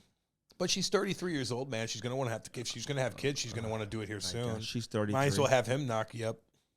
Get some good genetics in that. You know what I mean? Okay, so and if I'm Travis Kelce, I might have to spread my seed into that. I'm just saying. That would be a lovely, cute kid, and that's a power couple. I'm waiting for you to do that. I did. I do it all the time. It just doesn't do anything, you know. Should I talk to a psychiatrist about my sperm? I think she could maybe help you with that. Oh, yeah, what's she going to do? I don't know. Inject me with some at work? Maybe. I don't care. It's everybody that cares but me. Okay. I don't give a fuck about having kids. So everybody else does. Let me ask you this, though. Everybody else cares if I have kids. I haven't gotten to my question. What? So if you're a psychiatrist, everything's supposed to be kept quiet. Like, nothing leaves the room. Yeah. Do you think they go home to their friends when they go to, like, some do dinner that night and they're like, oh, my God, I just met with Tom Brady. You should, Giselle is such, you should see what she does to him. Yeah. No, I 100% happens. Doctors do the same thing. Giselle, she's treating Tom like crap. Yeah. Big time. You know, I'd say so, yeah. You know, but good ones will make sure it doesn't get out. Well, Kuznetsov, I think, was talking about, like, guys who are being traded there who don't want to be there. Yeah. I will say this, though, Kuznetsov, you just traded for Joel Edmondson. He is widely regarded as one of the most popular teammates you can have. Oh, he's a great dude. Great guy. As long as he's healthy. He's tough. I like him a lot. I like him a lot. And I think it's the Ovi show. It's gonna be It's gonna be the Ovi show for the next 43 years. Can that get annoying? Yes. For teammates, too. Listen, we saw this firsthand with the St. Louis Cardinals who are in Adam Wainwright, and they're sucking the whole. Like planning concerts. Oh God, he's doing now. He's a baseball. He's gonna be like, I'm a country star now, which is so stupid. Like he thinks it's so easy to be a country star. His national anthem was not. It's horrible. He's a horrible voice. What are you talking about? And everybody's like, oh, you're great. So all these country stars that hang out with him because he's Adam Wainwright, they fucking laugh in his face when he's on stage, dude. You think these country stars that grew up at 3 years old, knowing music, playing a guitar their whole life, taking a dump playing a guitar, learning music, going to school for singing classes and all that stuff, and all of a sudden Adam Wainwright plays 20 years in MLB, makes $200 million, and he's like, I'm going to be a country star now. They're probably like, yeah, okay, buddy. Like, that's like being a lawyer, and all of a sudden, I'm going to be a hockey player, or I'm going to do, wait, what? No, you're not. Just like anybody that comes out and skates with us that wants to skate, like, we're like, hey, man, you're doing good. But in reality, it's like, give me the fucking puck. You're not very good. Yeah. You know what I mean? I just think it's disrespectful to think you can do anything. I know. Like, if you want to be a broadcaster, fucking right. You're going to be awesome because all you have to do is talk. Well, it's basically you know the you're game. A baseball analyst, whatever. Exactly. You want to retire and be an analyst? Fine. It's still difficult and you need to know your shit. Right. But for you to say, I'm gonna play baseball my whole life, and all of a sudden, right when I'm done, I'm good enough to be a country singer like that, right, and have a big hit. Are you out of your fucking mind? Where'd you practice? Well, where'd you practice? How come in the hotel? Get out of here. On the plane. That's ludicrous. That'd be like Ryan O'Reilly being like, I'm going to quit hockey and I'm just going to be a full-time music star with Taylor Swift. So goofy. Those guys have worked their Taylor ass Swift, off. after hanging out with Kelsey, may end up playing tight end for the Chiefs. It's just like, even like when Jordan did the baseball thing. It's like, you're good at one thing. Like fucking Neon Dion did it. I know. But that is so rare, dude. Bo Jackson. They're the best athletes. Bo Jackson's the greatest athlete. But I'm just saying, like, it's just like kind of disrespect. And at least one's going from athletic into another athletic ability.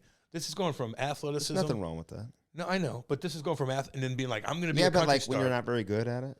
Oh, I know. I heard you sing the national anthem. Dude, I played on my show, dude. Everybody laughs. Oh, my God. And now he has so Adam Wainwright. He's like, I got a concert coming up. I'm looking forward to it. I've been working on this for something. It's been about him. The Cardinals suck so bad. It's been about him the whole year, and it's so annoying. And now he's going to be doing a concert afterward. It's just goofy. He's a good guy, man. Don't get me wrong. He's a Hall of Famer, Cardinal Hall of Famer, but Cardinal Hall of Famer. He tried to get to 200 wins all year. It just got annoying, and now he's going to be a country star. A country star. That's funny. It's all good. It's that easy to do. I'm just going to be a country music star. Okay. Okie dokie. Yeah. Okay. Well. We'll see how that plays out. But I'm just saying, man. And also, he was chirping Peter Laviolette a little bit. Why? Because I will say, like, coaches, a lot of experienced coaches, they just coach their way as opposed to coaching the way they need to coach to get the most out of their personnel, if that makes sense. Mm-hmm. You know what I'm saying? Like, if you're a football coach and you say, well, this is the way I've always coached. Yeah, but, like, you don't have X, Y, and Z on your roster. You got this guy who runs, like, 4.340. Like, you got to, like, change it up. Change things up. So Kuznetsov's like, he just wanted me to, like, dump it in and then go, like, stand in front of the goalie and screen the goalie. Like, he wants to hang on to the puck. I talked to Pavel Buchnevich about this sometimes because Buch is a guy that doesn't like to chip it in. A lot of coaches just want you to forecheck. And, they want to, like, establish their style of play and how they want you to play, and I get it, but not every player can play the same way, Cam. I mean, everybody's different. So if you're Peter Laviolette and you coached a specific style or brand of hockey over the course of your career, and maybe you have to make a couple of adjustments when you have different players. I don't know. Everything changes, man. It's a fluid situation no matter what. You got to change with the times. Like, do you think you have to just – yeah, but, like, that style of hockey in terms of forechecking still works. Yeah, I know. I mean, look at Vegas and, they block shots and whatever. Yeah. It still works. Toughness, size, all of that. Big defense. It's how you win. Hey, you got to – that D-core's got to be big and mobile, dude. They do. Mm-hmm. Or you got to have some stars like Makar.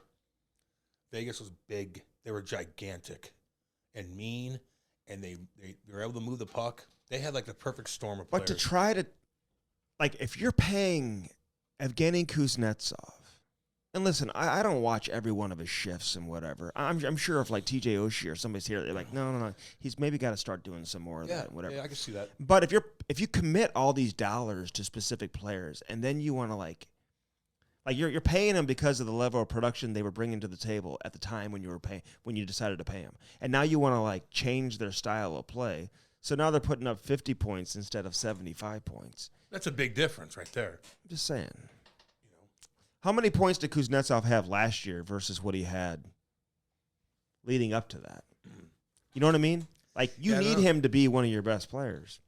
So we'll see if the Spencer Carberry, man, no one really talks about him. No one talks about the Capitals ever in general. They just talk about Ovi. Yeah, well, that means you talk about the Capitals. So you think that'll be that potentially could be very annoying? I don't think Ovi's annoying, though. I think he's going to go rock guys. He's not just going to wait on the hash marks and wait for the 1T. Like, I think he's going to go play No, but hard. it's going to be all about... Yeah, and that's what happens when you're chasing a significant record, though. Sorry, like, if it's all about Ovi, I'm still watching because Ovi's about as cool as you can get. But how can it not be about Ovi? I don't know. What else are you talking about? Right. Tom Wilson? Well, no, he's chasing Wayne Gretzky's goal-scoring record. Like, it's got to be about Get the attention. I hope he gets Deion Sanders' attention. He's the fucking coolest guy in the league. Like, remember when the Cardinals were terrible years ago and Mark McGwire was chasing the record? Exactly, dude. They were terrible, and they chasing the record. Like, that was that saved baseball, dude.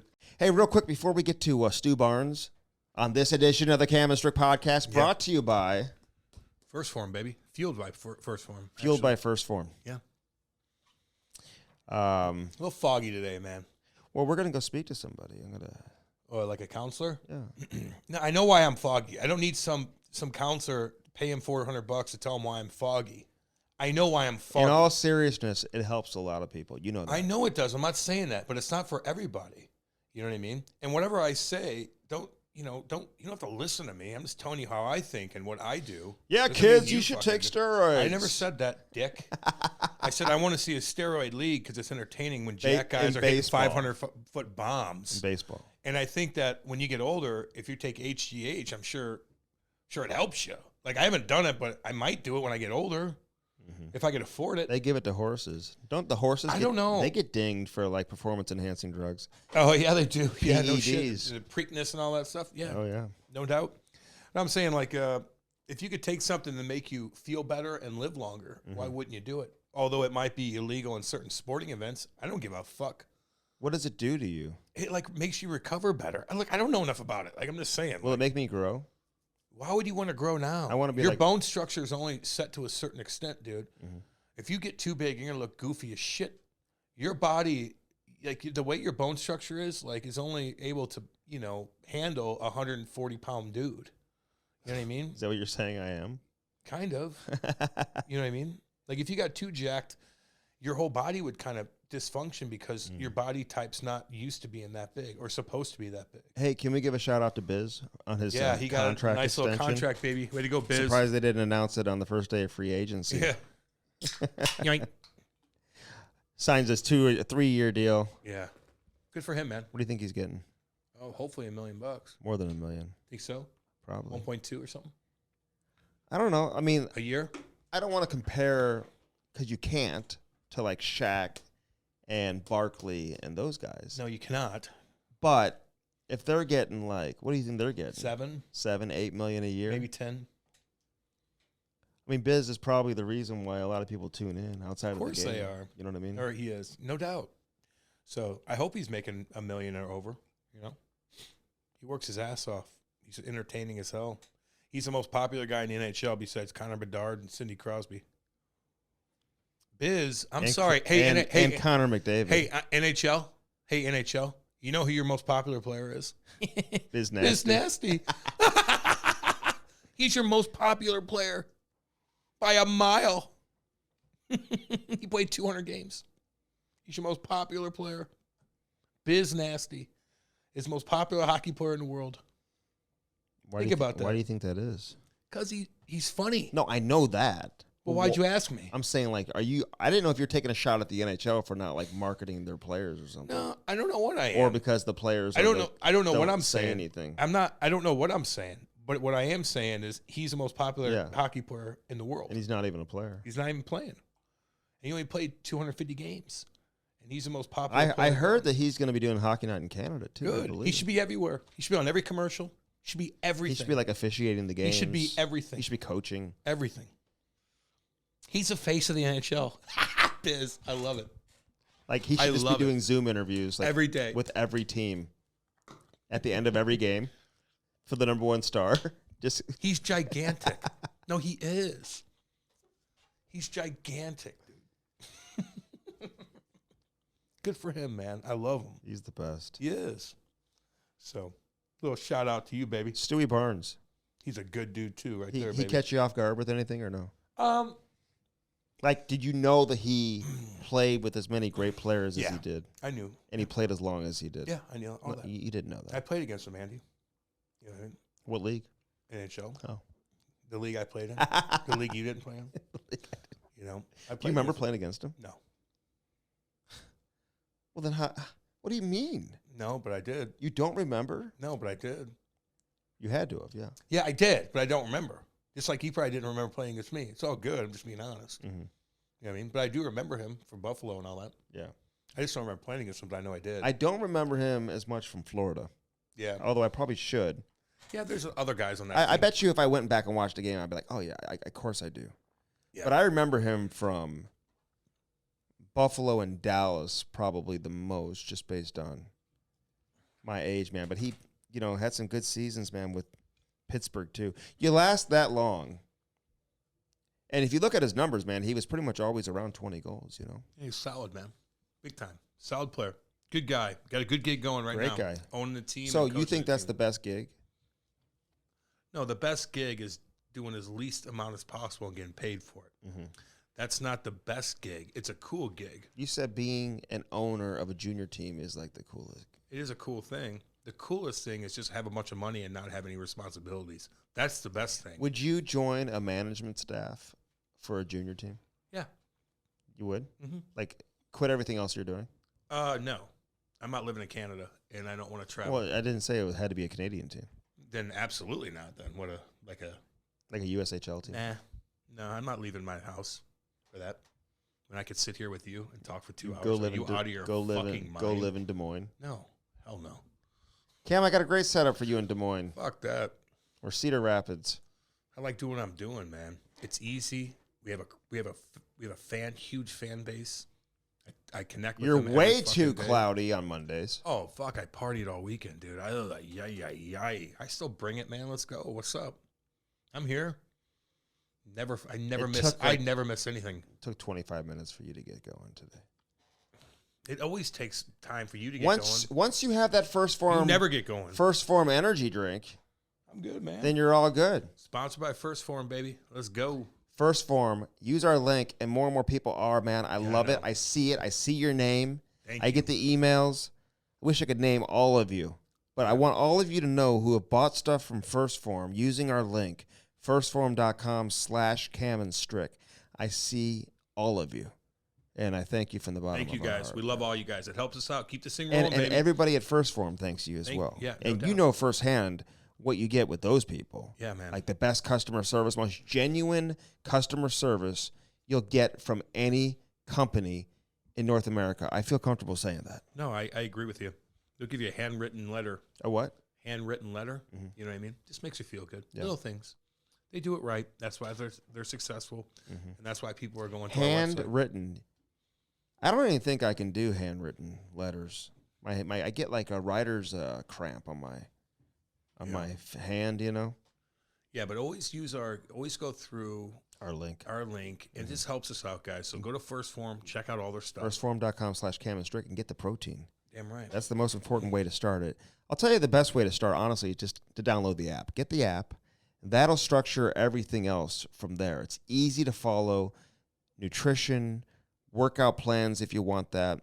But it can also help you, kind of know where to start. Like, what are the first couple things that you should purchase? And I will say this, man. If you just call up to First Form just to ask some questions, they'll answer everything you need to know.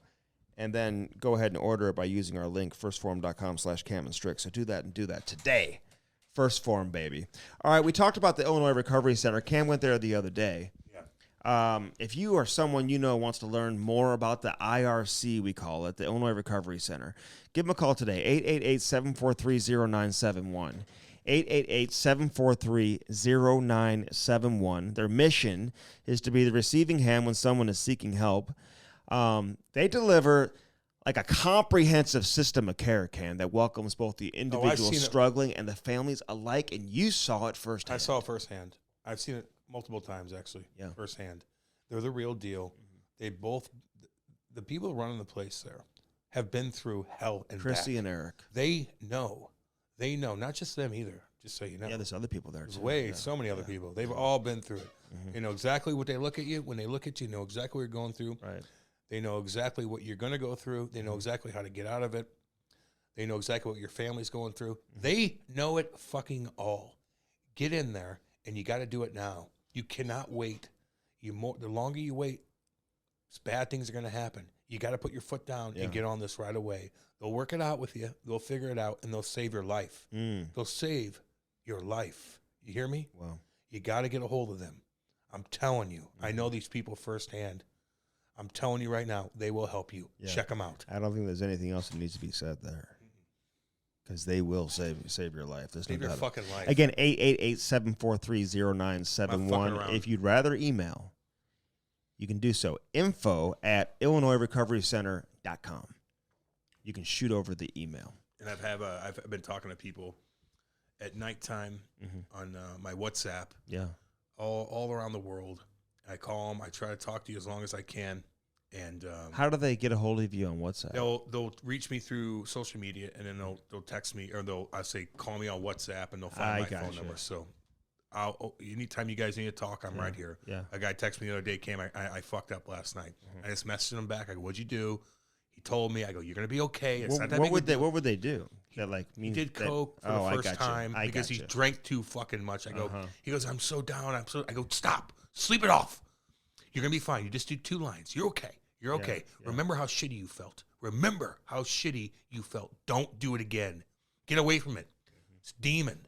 Yeah. Stop it now. And you're okay though. You're not that big of a hole. You did 2 lines. It's okay. You'll get out of this. I have WhatsApp too. I do because I communicate with people. Yeah, I know, but when you say it, you sound like you're fucking mocking shit because no, I'm just saying. No one's who's gonna call you? I just got a message. Oh, I'm not saying call me. Oh, I was gonna say, like, what are you gonna say to them? I just have the WhatsApp. All right, I was gonna say. I wasn't they very, don't need to go, hey, Andy, I'm snorting pills again. Help me to get out. I see it. I wasn't very familiar with the app until I'm just telling you. You text me, man, I'll let you know what's going on. It's all good. You know, if you want to ask Andy about a prospect from 2003, fucking text him. You know what I mean? Marc-Andre Fleury was the #1 overall pick in 2003. I know he was. Yeah. Pretty damn good player. Sean Bell was drafted by the Blue. I forget, Larry Plode told me he reminded him of Rob Blake. That's funny. Played for Canada in the World Juniors. Sean Bell. Tesson Roofing, baby. Yeah, man. My boy right there. Big Brett, what's up? Where would you line him up if you had him on your team? Well, I wanted to do my roof more than anything, and then I'd have him center my line. But like a player from like in the 1970s who did roofing in the offseason? No, I say he's in the 90s. 90s, early 2000s shit kicker. I think he's my age. He looks younger than me. But he's a badass, and he's got a great thing going. Yes, he does. And he's well respected around St. Louis, man. I mean, he's well respected. I see him all over the place at every big tournament. Everybody goes up and hugs him. I think he might be more popular than I am when we go to these fucking tournaments. Oh, there's no question he is. He's taking pictures with everybody. Way more popular. I know. I got to wait in line to talk to him. Well, no one wants to talk to you. I know. When he's there. Well, he's cooler than I am. He's got a goddamn good thing going. You know why? Because he helps a lot of people out, man. Yeah. Once you do somebody's roof and they're fucking saving them money, no wonder they come up and take pictures with you at the golf tournaments. Yeah. And he's got the nano shield. And the insurance companies on his side, too. Oh, Funny how that works. All the insurance companies. Funny how that works. Figure it out. He's a preferred lender, preferred retailer with all the big dog insurance companies. Doubt. And he's one of the top nano shield people in the world, which is that coating they put on top of your roof, dude. Saves you money, dude. Saves you a ton of money. You know how sometimes you go up to the top floor and it can be hot? Oh. Not when you have nano shield, man. Heat rises. Is that what it is? Yeah. That's a good point, Cam. No, I know it is. Yeah. It's an easy, simple point. Well, he's the best. Brett Tesson. TessonRoofing.com. Check it out today. Cam, have you seen the new Sparks that came out? Yeah, I have. Have you? Yep. How cool is that? Pretty damn cool. It just came out on the 19th. I've been telling you all about it. This new Sparks skate sharpener is even better than the original, if you ever thought that was going to be possible. They keep getting better and better, don't they? What do you think Seth is thinking now that the new one's out? Oh, he's thinking about murdering another cat, and he's thinking about how he's going to sneak into your house and video your daughter. Okay. Well, whatever. Then. No, I hope he's not doing that. I hope he's not either, but he's still sharpening your skates after he gets done doing that. Is there any way to have any warning signs of this guy? Yeah, look for the animal bones in her basement. Okay. So if you're that aloof as a parent, I didn't know. He's a good kid. No, he's not. Look at his fucking history on his computer. And he works at the hockey shop? He works at your hockey shop, cross-grinding shit, stealing your credit card information. Go fuck yourself, Seth. So what's the best way to avoid him? Put him in jail? No. Oh, yeah, get the Sparks. Yeah, 100,000%. And then you don't have to and then deal put him with in jail. You know? Yeah. Don't have that weirdo do your shit. But the Sparks is truly, it's not just like innovative and convenient. Like it elevates your play. Of course it does, man. You don't want to be slipping and falling and running, breaking your AC joint like Derek Carr just did the other day. You don't want to do that, man. What happened? I know he's out. Is he out long term? Yeah, he just broke his AC joint. Now I was thinking, Cam's a football analyst. No, I just watch it, Andy. And how long is he out for? I don't know. But if you trip and fall and you hit your AC joint and shit like that because your skates suck, that's a fucking problem. Yeah. Now you're out for the year. And chances are Seth did your skates. Yeah, and he's an idiot. Yeah. So you can avoid that. And a psycho. By getting a Sparks and using our promo code Cam and Strick. That's how you do it. You'll save more money than you'll save on Black Friday and Cyber Monday. That's pretty unbelievable. That's the best deal of the year, man. Using our promo code. What's the promo code, Cam? Cam and Strick, baby. Thank you. Always is. Always, always, always. Simple.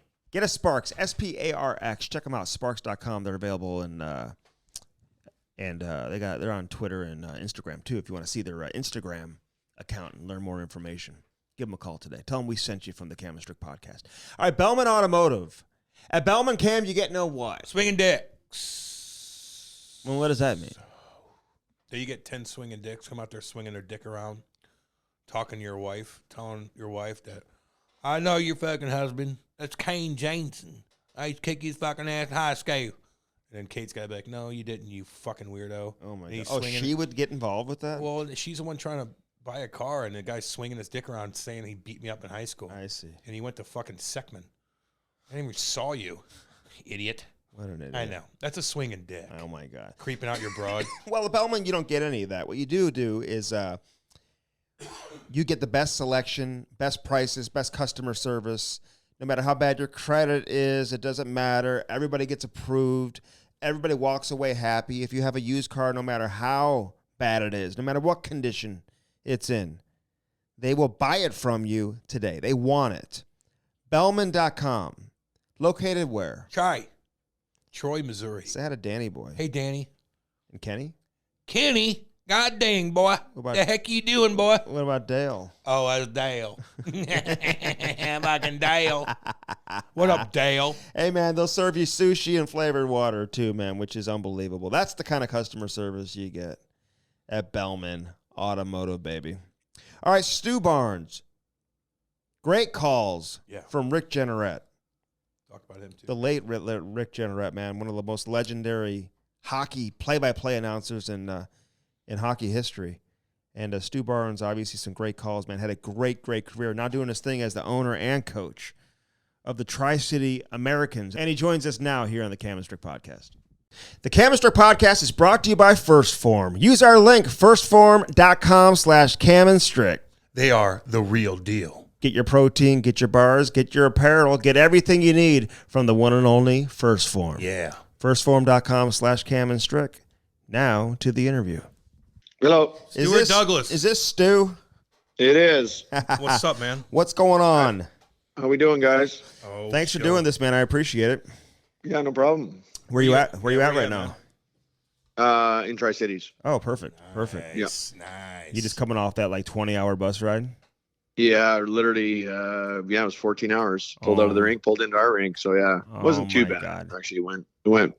Believe it or not, it actually seemed quicker than it sounds. What are you doing on the bus? Yeah, like man. for 14 hours as the coach, do you have like the front seat? You lounging? You got the bed, you got the TV. Are you in control of the TV?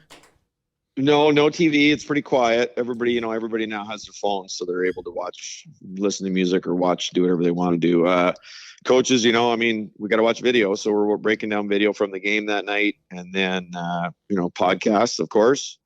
And just kind of taking a nap as much as possible and going from there. So where do you go, like 7 hours, and then like find a Tim Hortons? Like, where do you guys eat at now? I remember going to all kinds of different places, but basically. You just you figure it out depending on where you're going. This is our longest trip of the year, so we had food ready for us as soon as we got on the bus, and then everybody sleeps overnight, so it was easy that way. And then get up in the morning, we'll stop along the way and try to find something quick, somewhat healthy, and then head home. So yeah, it just depends where you're going.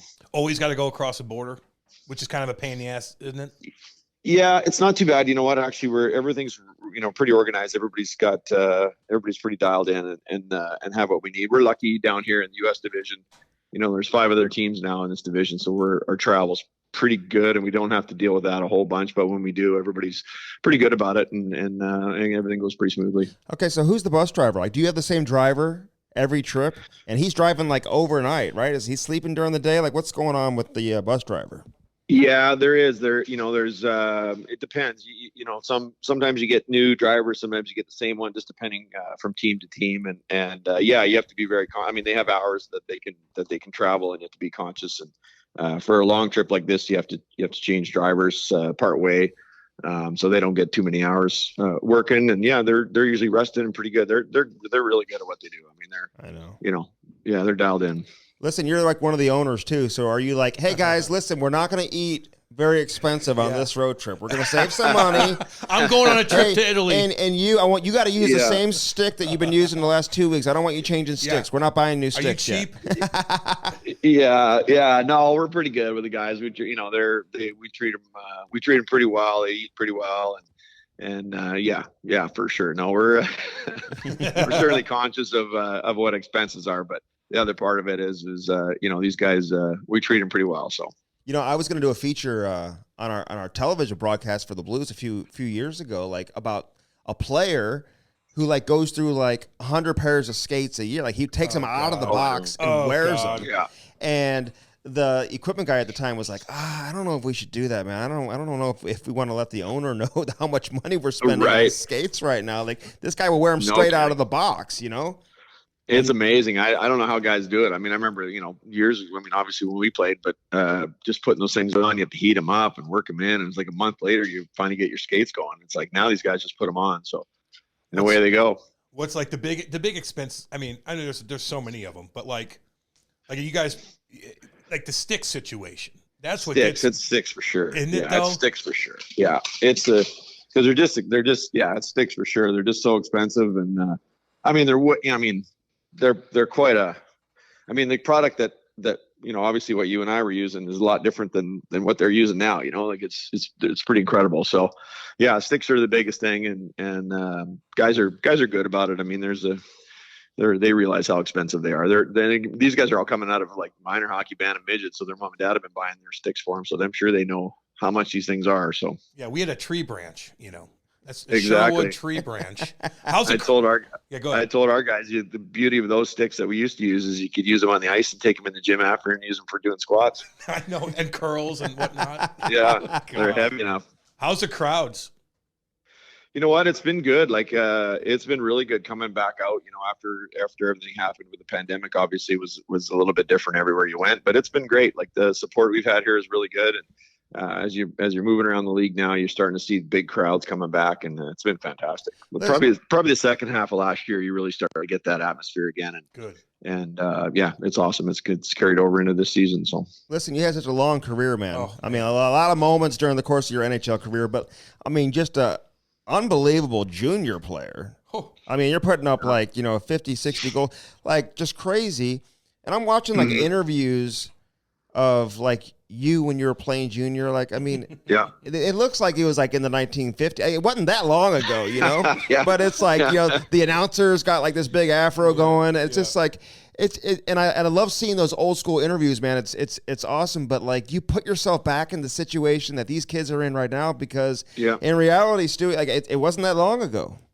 No, it goes by fast, and I try to tell all our players and to enjoy it as it's going, the ups and downs, because it goes by fast. Even if we get lucky enough to go for a little while and play. Even then, when you retire as an adult, if you get a chance to play pro, once it's over, it seems like it flew by. And so get these guys to think about, you have to enjoy it. You have to enjoy sometimes. It's easy to enjoy the wins, but you also, when you lose, you have to understand it's all part of it. It's fun, and you work through it and try to enjoy your time as long as you get to play.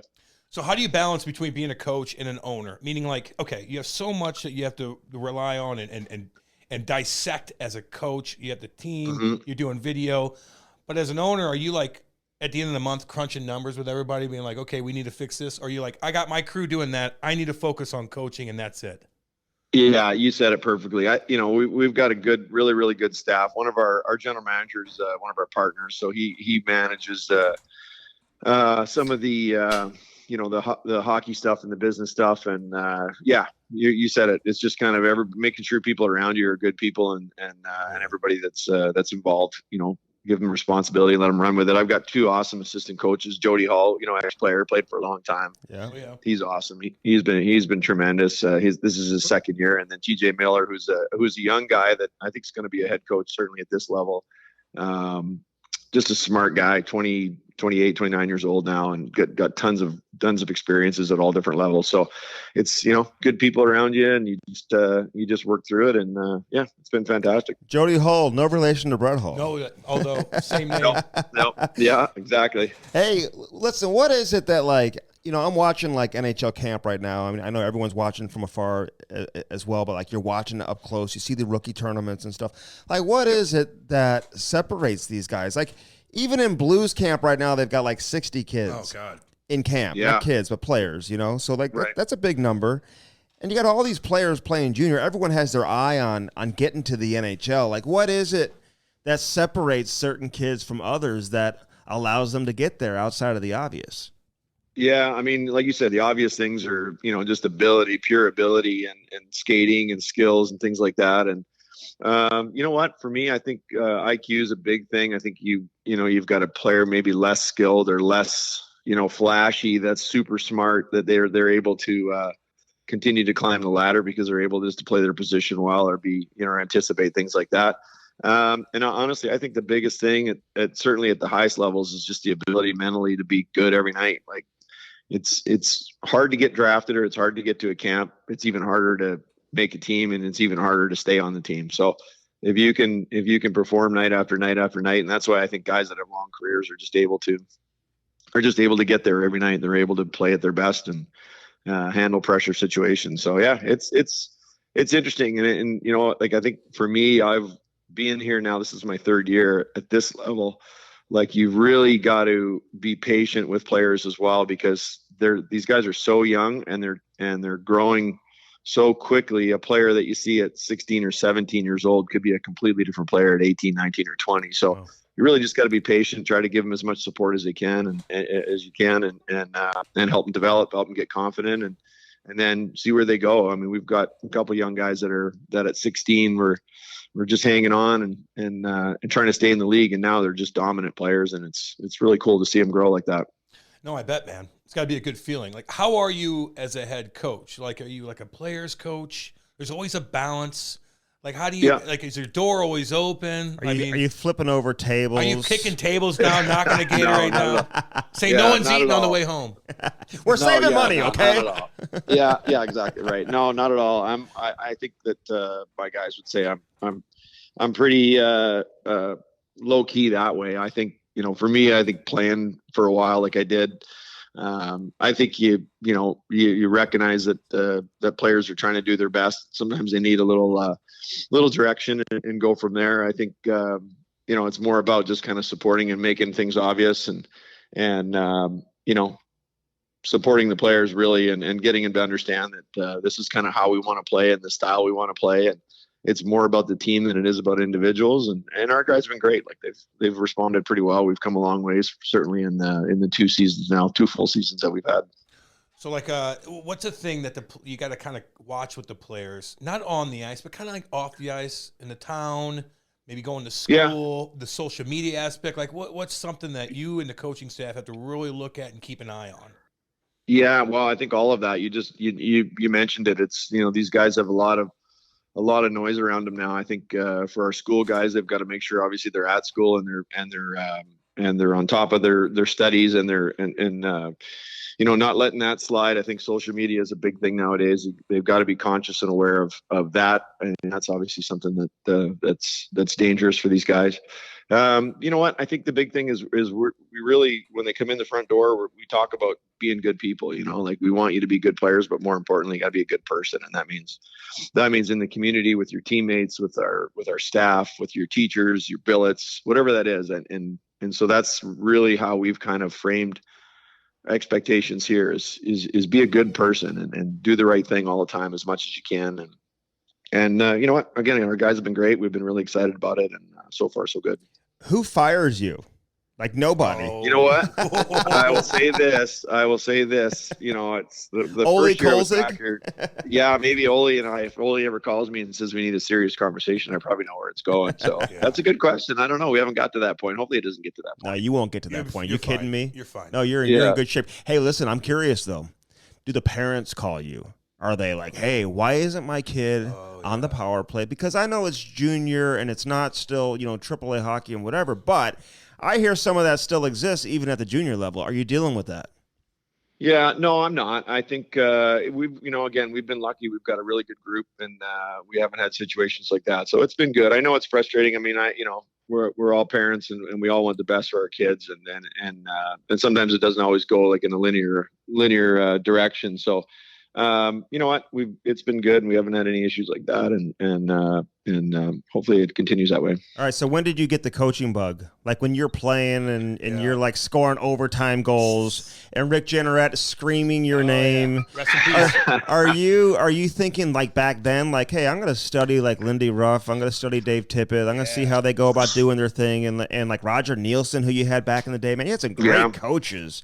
Like, are you like, when do you start thinking about being a coach? You know what? Before we go any further, like you mentioned RJ, what a great guy he was. Like what a tremendous person and talent and icon in Buffalo history. So yeah, we should mention RJ. Oh, we'll get into him. Yeah, for sure. Yeah, he was awesome. He was a good dude. But yeah, you know, I think you said it. I think, you know, I was lucky enough. Roger Nielsen coached me for a while.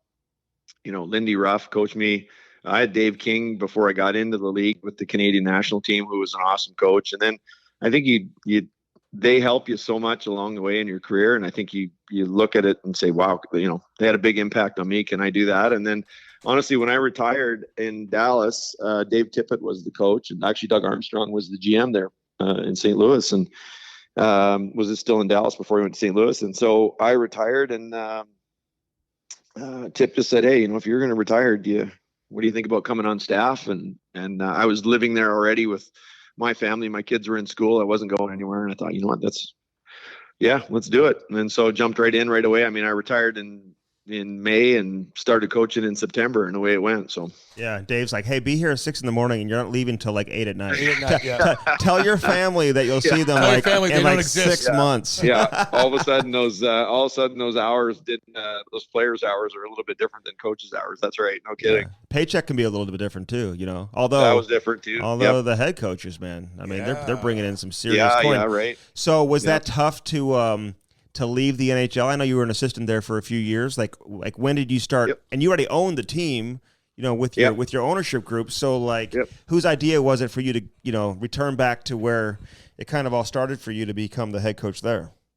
Well, you know what? I coached. So I coached 3 years in Dallas, and then finally actually retired. Took some time off just because my kids were getting to an age, and I was lucky enough to be able to do it, just to kind of step away and be a dad for a few years. You know, post career, you don't really get that opportunity. So took some time off, and then went back actually for a couple years, and then I wanted to become a head coach, at least at a higher level, and they're not going to do that unless you have experience at a lower level. So obviously the connection here was good, and timing was right, and all that kind of stuff. We had a coach with an expiring contract, and it was time to make a change. And I thought, you know, what an opportunity it would be to come back here and get started and get some experience. And it's been good. I've learned a lot. It's been a great experience. And hopefully this year we'll get some more, some more success. We made playoffs last year for the first time in about 4 or 5 years. That was a big step. And hopefully this year we take another one. Yeah.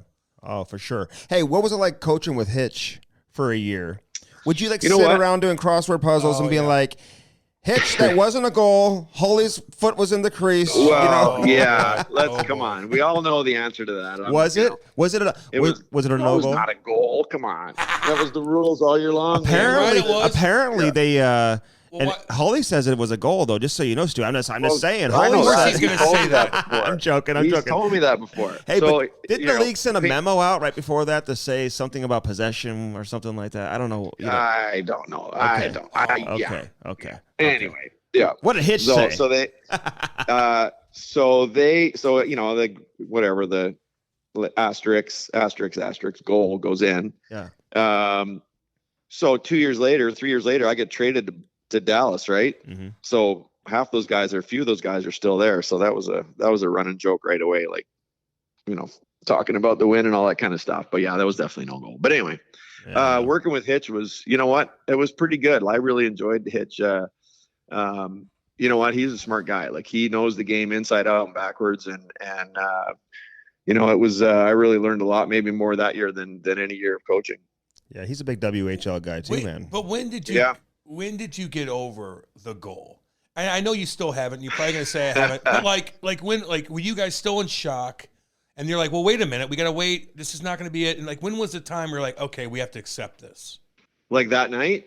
Like whenever? Like, you probably still haven't accepted it, but like, maybe that night. Let's say that night.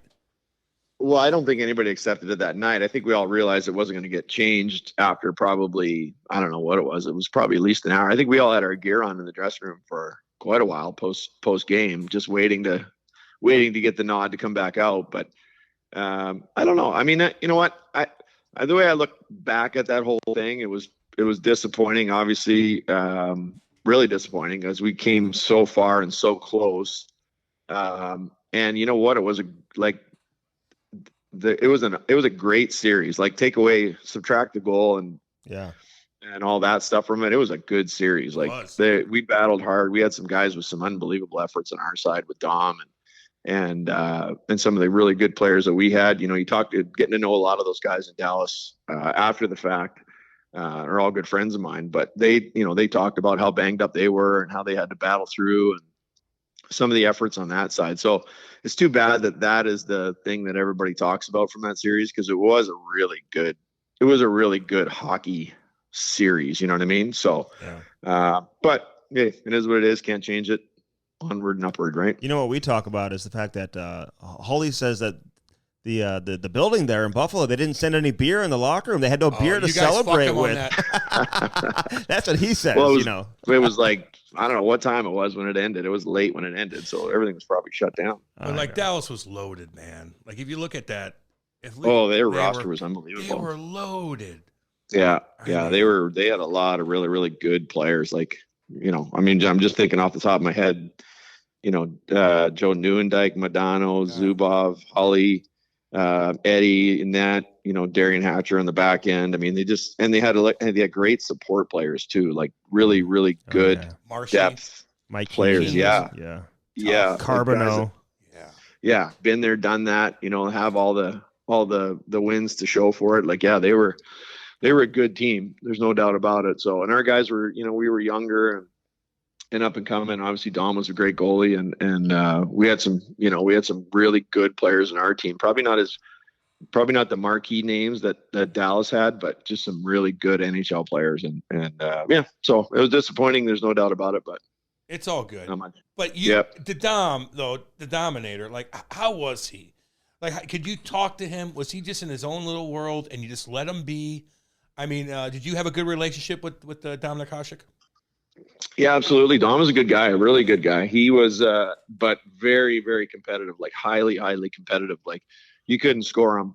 You couldn't score in practice. Like, normally in practice, by midway through practice, or you change drills, or whatever, you got to go down. You got to get a few pucks out of the goalie's nets and throw them in the corner to start the new drill in the pile. But Dom's net was empty. Like, he would not let anybody score on him in practice. Like, it was insane. Like, he just was not giving up anything in practice. And and it translated to games. He was a heck of a player. Like, he was a difficult guy to score on. Would he hang out with the guys, like, outside the rink? Would he talk in the locker room, or was he just a quiet guy? Oh yeah.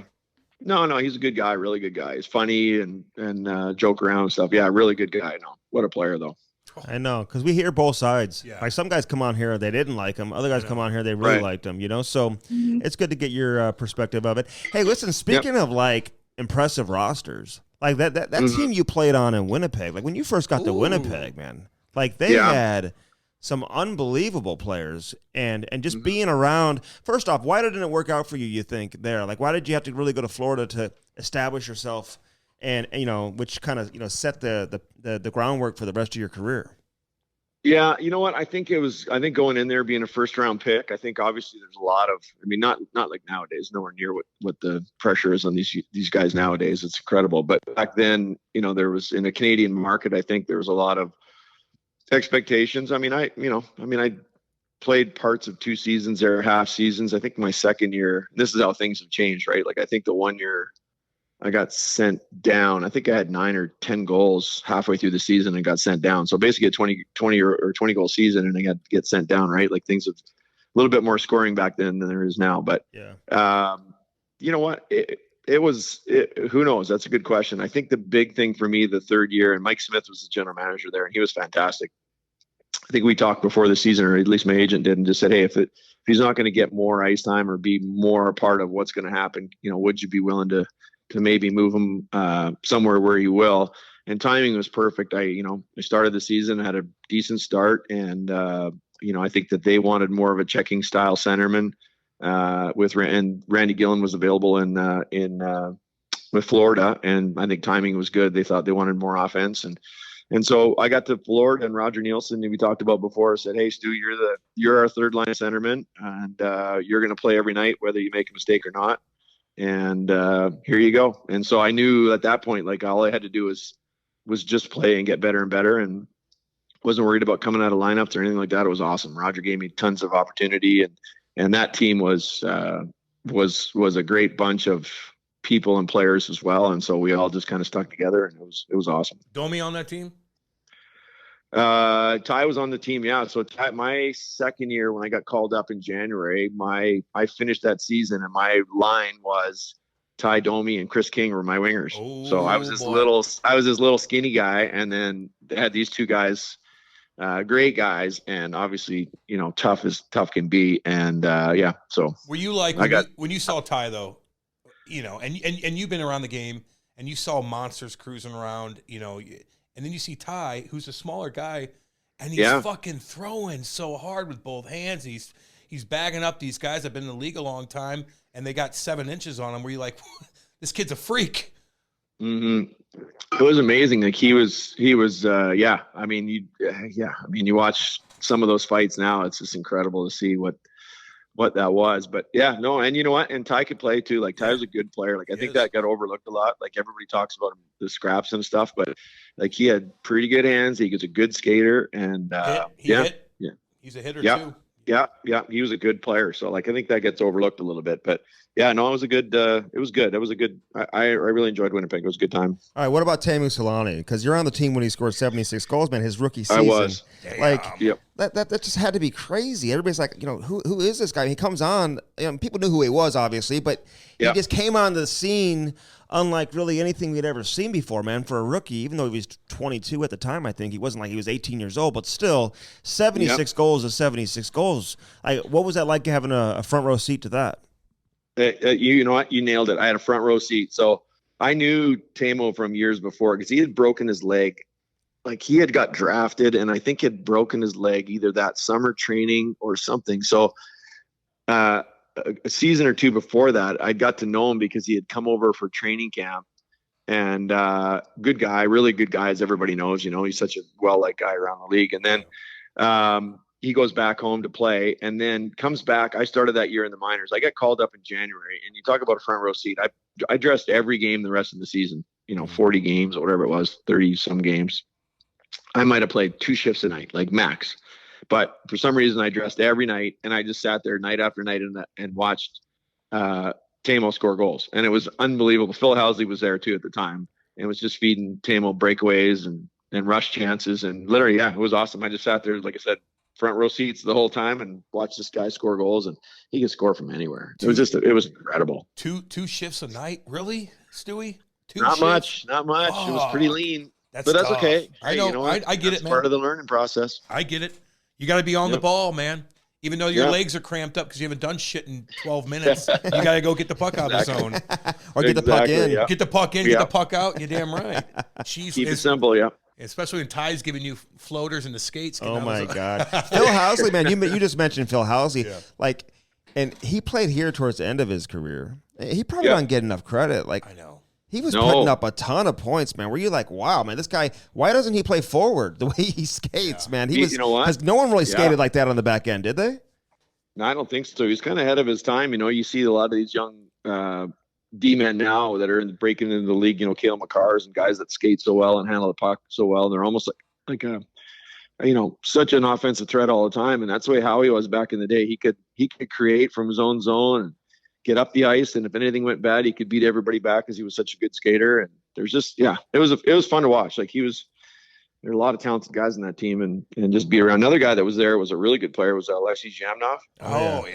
Yeah. Centerman from he was a Russian player, and very good player. And it was great. Good bunch of guys. Teppo Newman shit, man, you guys. Hell yeah. Hey, how was Kachuk with you? Were you guys calling him Big Walt back then? I know Eddie O gave him the nickname, but were you calling him Walt back then, or was he still Keith? I think he was Keith back then, you know, and that's another guy he brought up, Eddie O. Edzo was there. He was awesome. And then, Keith came in, and you know what? You knew right away as soon as Keith got there, like, okay, this guy's going to be an impact player. Like, he's going to be a good player, not only right away here, but long term. Like, this guy's, you know, and of course, I mean, we all know what he ended up doing. And he was another good guy that was a real good player right away. Hey, when you got traded to Florida, were you like, okay, this is a breath of fresh air. This is going to be great for me. The sun is out. The weather. Oh my God. It's Lordy. Like you hadn't seen the sun in like 18 months. You're like, oh my God, I'm coming from Winnipeg now, wearing flip-flops, going to the rink. And then all of a sudden you guys go to the Stanley Cup final. Like, did you know that it was going to be like exactly what you needed from your career standpoint? No, I didn't. I didn't know anything about it. I mean, I was happy that I was getting an opportunity, and obviously the change of climate was good. Obviously, we rolled out of there and weather wasn't great, and got down south there, and it was 80 degrees. So I was excited to be there for sure. And then you know what, Roger was there. Like we had a great team right away. A lot of good NHL players that just didn't get opportunities other places, and it was good. We knew we had a good team. Like we knew once we got going that within the locker room, we knew we were pretty good. But no one really kind of paid attention to us. So we just kind of did our thing down there. And we just, I don't think any of us would have predicted we'd be in the finals, but we also knew that we weren't going to be an easy out when it came to playoffs. Wasn't it weird though? Like what a complete opposite. You go from Winnipeg where you're just in this bubble and the weather's hard, and then you go down there and you're probably like, oh, okay, we could walk anywhere. No one really knows us. The weather's great. No. Where'd you guys live, by the way? Did you guys live by the beach? Did you have a good time after practice and all that stuff? Yeah, we practiced up north in Pompano Beach, which is about 45 minutes north of Miami. Our arena was right in downtown Miami. So we all lived up north of Miami.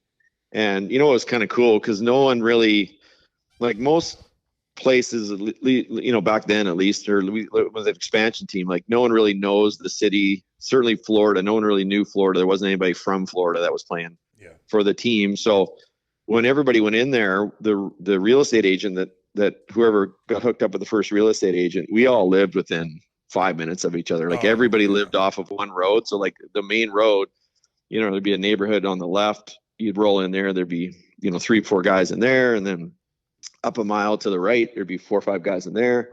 So it was great. Like everybody did everything together. Like the guys hung out, all the girlfriends and wives hung out, the families, the kids. So like every time there was an event, a football game or a holiday, like everybody's family was all together, and it was fantastic. Brian Screwlin was the captain there, and Screw did an unreal job of just including everybody. So like everybody was a part of every event, and everybody was comfortable with everybody. So that was I think the secret there was everybody was just friends and was pulling for each other. So it was probably the tightest group of all the teams I played with. That's the Jody Hull connection right there. I was wondering what the Jody Hull connection was. It's the Florida Panthers. Look at all these guys on that team though that are like working in hockey now. Whether coaching or, working in management and whatever.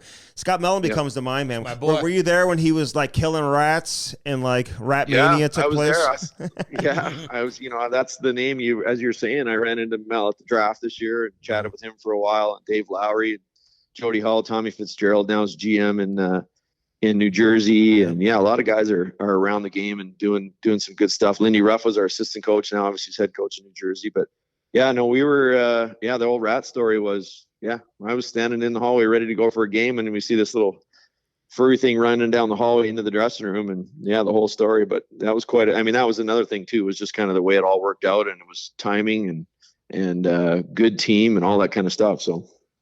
Isn't that funny? You kill a rat, no one cares. I know. If you kill a squirrel, they'll probably put you in jail or something. They'll have protesters outside the rink.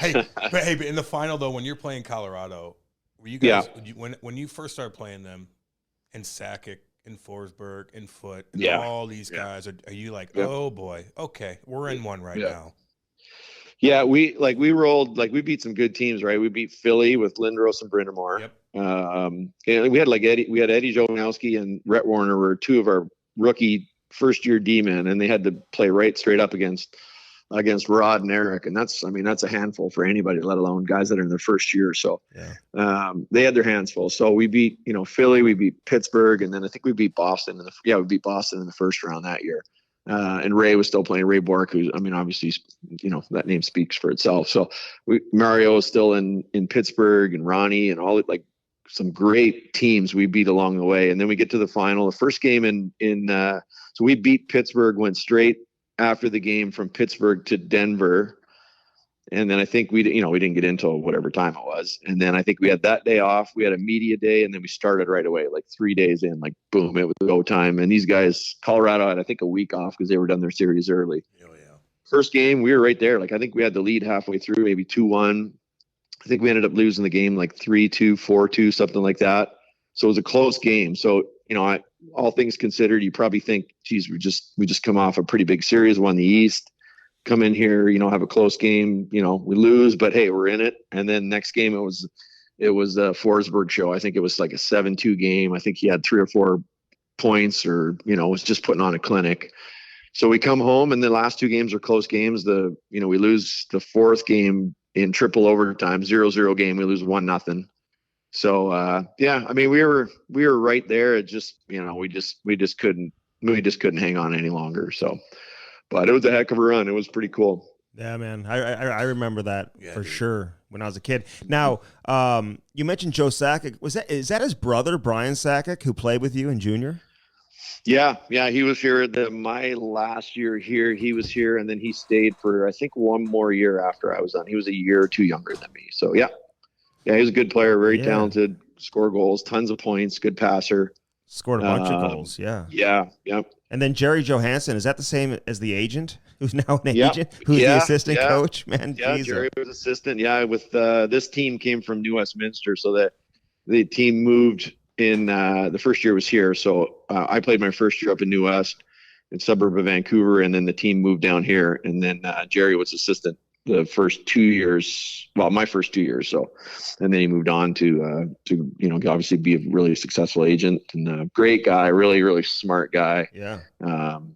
Really, really good dude, and very, very smart, and knows the game very well. Yeah, no, awesome guy. I never even knew he was a coach. You know what I'm saying? Yeah. It's always interesting. Yeah. But I'm seeing his name when I'm doing my world class research for this interview here, Stu. I'm seeing his name there. I'm like, wow, is that the same Jerry Johansson who's now an agent? Yep.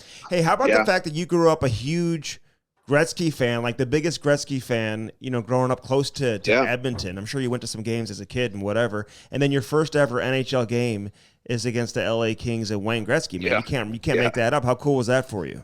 It was awesome. It was really cool. You said it. I grew up, in the 80s when the Oilers were winning all the cups, and I grew up in Spruce Grove, about 20 minutes west of Edmonton. So you're in it every day. Everybody's got Oiler jerseys on and everything, and you're living and dying what happens with the Oilers, and it was pretty cool. And then I get to Winnipeg, my first game ever, and you're in tonight. Okay, it's Wayne Gretzky and the Los Angeles Kings. So we're getting ready to go for the game, and you have this idea in your mind of what it is to play against Wayne Gretzky and try to just exist on the ice when he's around. So our coach calls us in the room. John Paddock, who's a great, just retired, actually was coaching Connor Bedard last year in Regina, but just retired, great guy, calls us in the room. I can't remember who my line mates were. I was so nervous for the whole thing, but he says, guys, if you get on the ice against Wayne Gretzky tonight, so I'm thinking in my head, I can't believe I'm here. I'm at the point where I'm going to learn the secret of how to, I'm finally in the NHL. Someone's finally going to give me the secret on how to play against Wayne Gretzky. I waited all this, this is my dream. I'm ready for this information. I'm so excited. He goes, if you guys ever get on the ice when Wayne Gretzky's out there, and he pauses and we're all waiting. He's like, get off the ice as quick as you can. Oh, I know the feeling. Just don't angle him off or tie up his stick. Just get him off. Beeline it just off get the ice. Off the ice. Just let's get someone else out there just off as quick as you can. So yeah, that was the secret. That was the secret. Sometimes that happens. That happened to me a lot, obviously being a fourth line plug, but I'd go out there and they just yell, oh my God, okay, stop where you're at. No, even if they had a breakaway, I could have been right there. Get me off the ice. It's very embarrassing, actually. Yeah, that's funny. Hey, you mentioned Spruce Grove. We got to give a shout out to Spruce Grove, Alberta, because you got a rink there named after you. But is it? Yeah. Like, what does it mean? It's in the same building. There's a rink named after Grant Fuhr. So, like, are there two sheets in one building? And like you mentioned, like the Oilers. So, were you a huge Grant Fuhr fan as well, considering he's playing for the Oilers and you grew up in your same hometown? Absolutely, yeah. Fuhr's older than me now. He's probably 8 or 9 years older than me. But yeah, I mean, everybody obviously knew who he was coming from Spruce Grove, and I didn't really know him growing up just because of the age difference. But yeah, so the rink that I grew up playing the most in, this was basically the Spruce Grove Arena. It was called. They named that after Furzy, which was really cool. And then probably, I don't know how many years later, a couple years later, they called me and said, hey, we'd really like to, they built another rink beside it, attached to it. Said, hey, we'd really like to do this for you. And so I was obviously pretty thankful and humble about that whole thing. But yeah, it's cool. I mean, it's a great little town. It's not even a town anymore. It's a city. It's grown so much, but it's a great spot. It's close to Edmonton. Great place to grow up. Still have family there. So, yeah. So why'd the Panthers trade you? And that's going down as one of the worst trades in Panthers history. Why'd they do that? It's the worst ever, Stewie. Why'd they do that? The worst trade in Panthers history. Yeah, it was a shock. There's no doubt about it. I think the first person, whoever it would have been, whether it was me or Jason Woolley came with me in that trade. If it was Jody or if it was Tommy Fitzgerald, or if it was, I think whoever the first subtraction from that original group, I think was going to be a shock for everybody. Mm-hmm. But it was a shock. You know what? In the end, I think they wanted to get a little bit bigger, which is fine. I mean, every team has to make a decision how they want to go.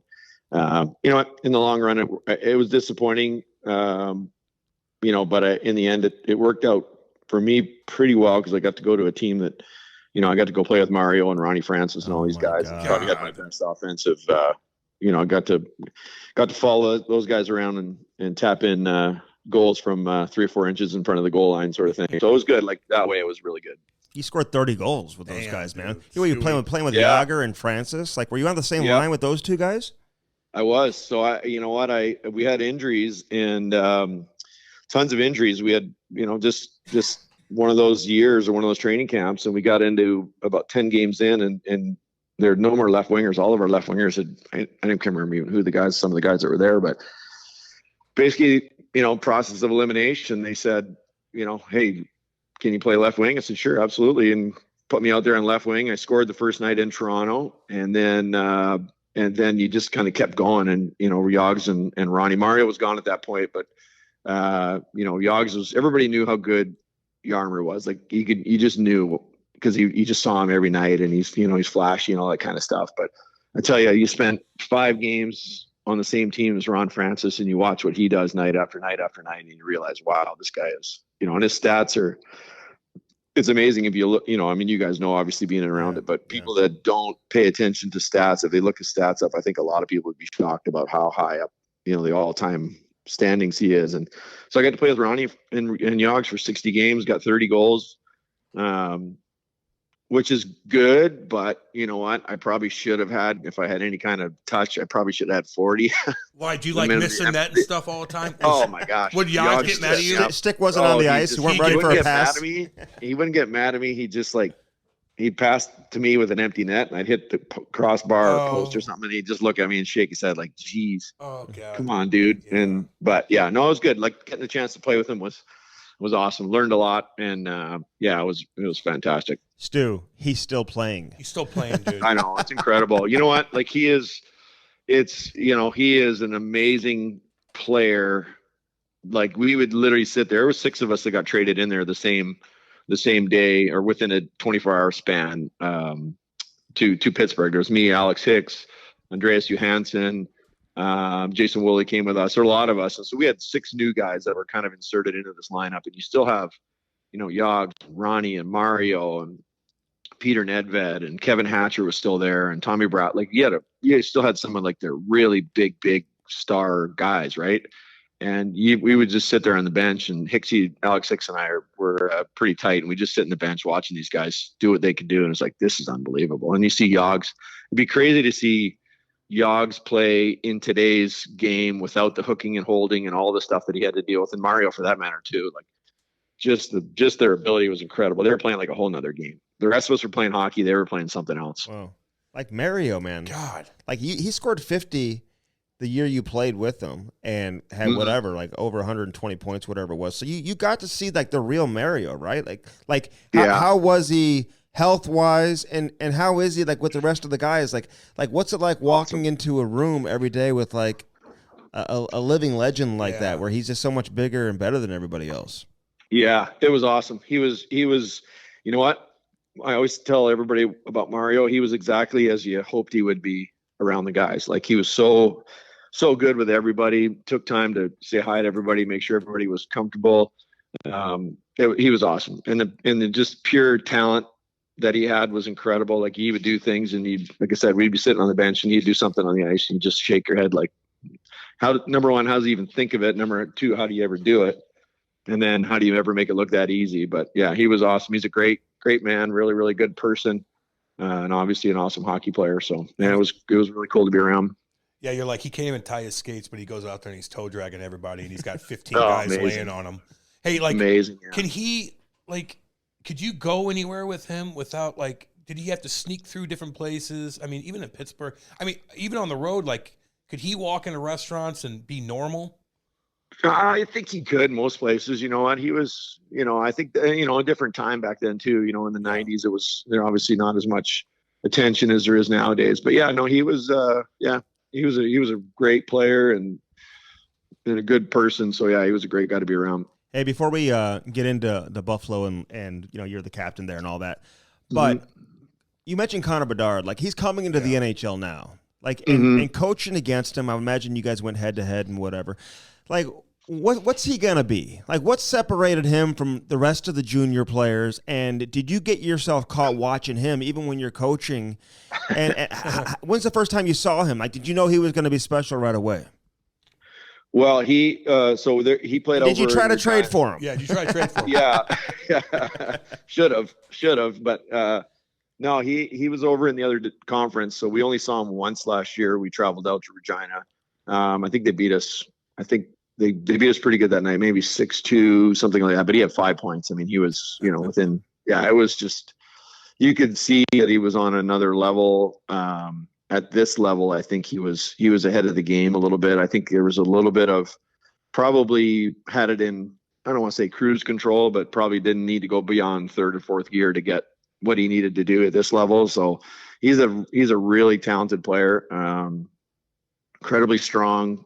On his feet, very smart too. Like I think to me that's probably the thing that's gonna or has separated him. I think you got all the things, skating, passing, shooting, all that kind of stuff. He's very competitive, and then by the way, he's really smart too. And I think those things really, once you get all that together, I think that's when you start talking about special players. He just understands the game at a very high level. And I don't know. Obviously a hat trick in his first preseason game is pretty impressive.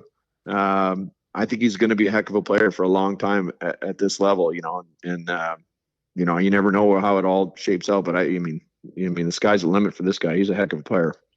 Anything you've seen come close to him, like in your last couple of years? Like, I mean, I haven't coached against anybody like that at this level. And again, we had a small sample size, so a lot of what we're getting is just on video and snapshots, just like everybody else is. But certainly in that game, he was pretty dominant. Hey, as the owner, you guys should have had him come to your building. Okay, and then you raise the ticket prices. I mean, come on now, Stu.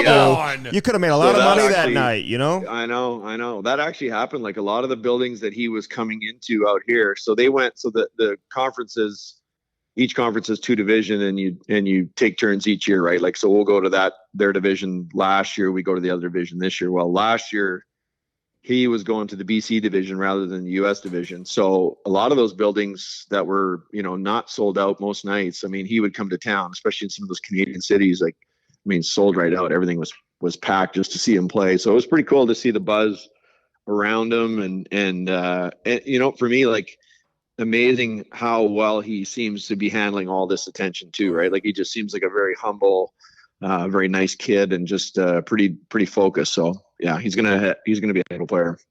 So like compare it. So you see Crosby, he's kind of in the category with Matthews and Ovechkin and Crosby and McDavid. Like he's supposed to be in that category. Like what's the difference? Like how is he going to get to that level? Like you look at what Crosby does, you know exactly what he's going to do. Ovi's a big kid that's physical that could shoot the puck. Like do you think he's going to be in that category? I think he's going to be like I'm always careful to when these guys are this young to say they're going to be this. Certainly it looks that way. Like it looks like he's going to achieve that level. There's no doubt about it, but you don't also want to, he's got to still get in the league, and he's still got to get up and running, and he's going to be a really, really good player. And I think most people think he's going to be, like you said, a Crosby and one of those guys that's just an elite player that everybody knows. But he's got to go through the process too and learn and go all that kind of stuff. But everything that I've seen certainly looks like he's going to be. And I think a Crosby style player, like, Ovi's more of a pure shooter and that kind of stuff. But I think what I've seen of Connor and what I've heard certainly is he looks like he's more like Crosby, where he can play 200 feet and just really be a competitor at all parts of the game, Yeah, he's still got to prove it, man. Okay. Like when I played in the O in early 2000s, like, God, heavyweights were everywhere. God, the Dub at the time. Oh, the scariest league going. Do you have a heavy on your team? Kravis, is there fights in the league still? Like, what's going on?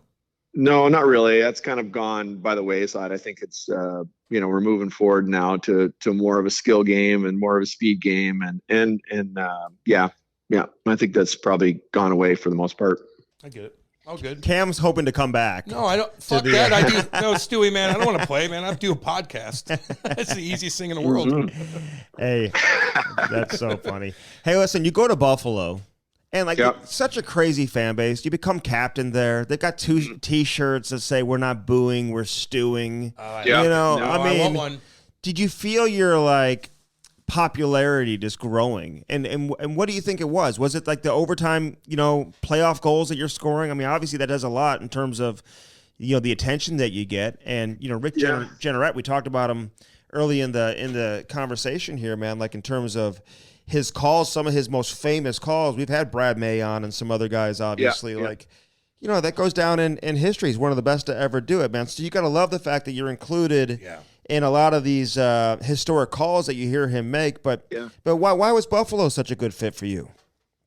You know what? I really like Buffalo. I think over the years, I think it probably gets a bad rap, for weather and things like that. But I went there, and Lindy Ruff was the head coach. I know Lindy really well from my Florida days, and he grew up, not far from me actually in Alberta, and got there, and he said right away, he said, "Hey, you know what? You're gonna love it here. Like you're gonna really enjoy playing here." The people are great. The town's great. And I did. I really, really liked it. I was really, really enjoyed. Actually, when I got traded, I was kind of like not mad, but like what? Like I didn't want to go. Like I wanted to stay in Buffalo. But I loved it. It was a great place to play. People were awesome. We had a great organization. It's just a good place to live, and I really enjoyed my time there. And I think RJ, just some of RJ's calls and how unique we were. And I think that certainly, you hear him call a goal from anybody and it just sounds awesome. You know what I mean? It could be the hardest name to say. the longest name or the shortest name or whatever, but he just found a way to make it exciting and sound cool. And yeah. Or fights. Yeah. The way he announced fights, oh my God. Bring on Tyson. Right. Like, I love that, man. God, was he good at that.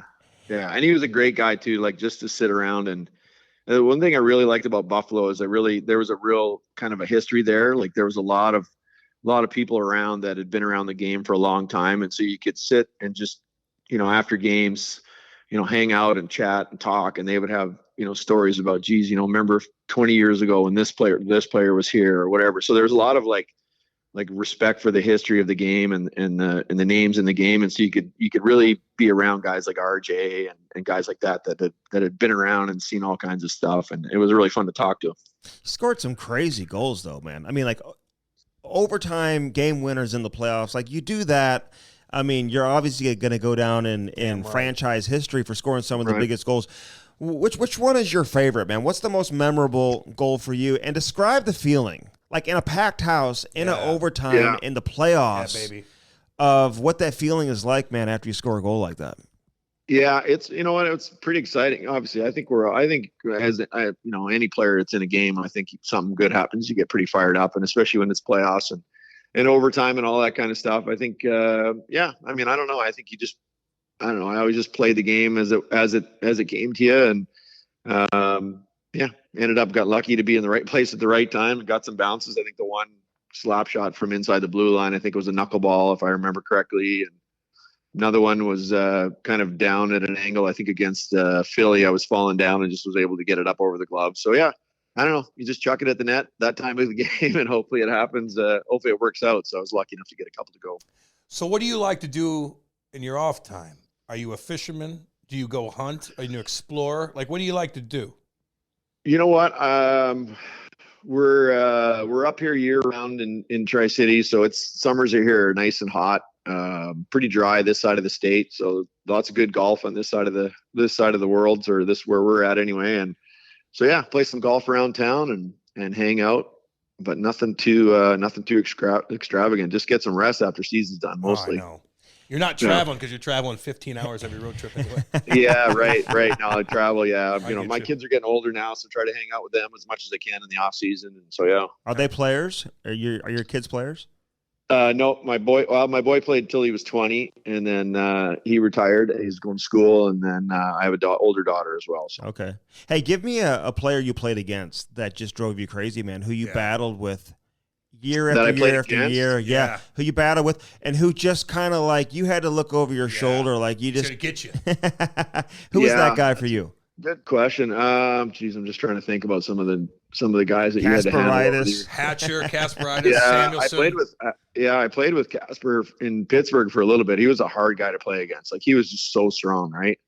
God, I don't know. I mean, I was a little bit of when I played, I was like a little bit of a kind of a fan. Like I had a lot of respect for the guys that played in the league, and like, you're trying to survive and stay in the league and be good and do your part for your team. But I was always in awe of the players that I was playing against. I'd get on the ice and look around and go, holy cow, are you kidding me?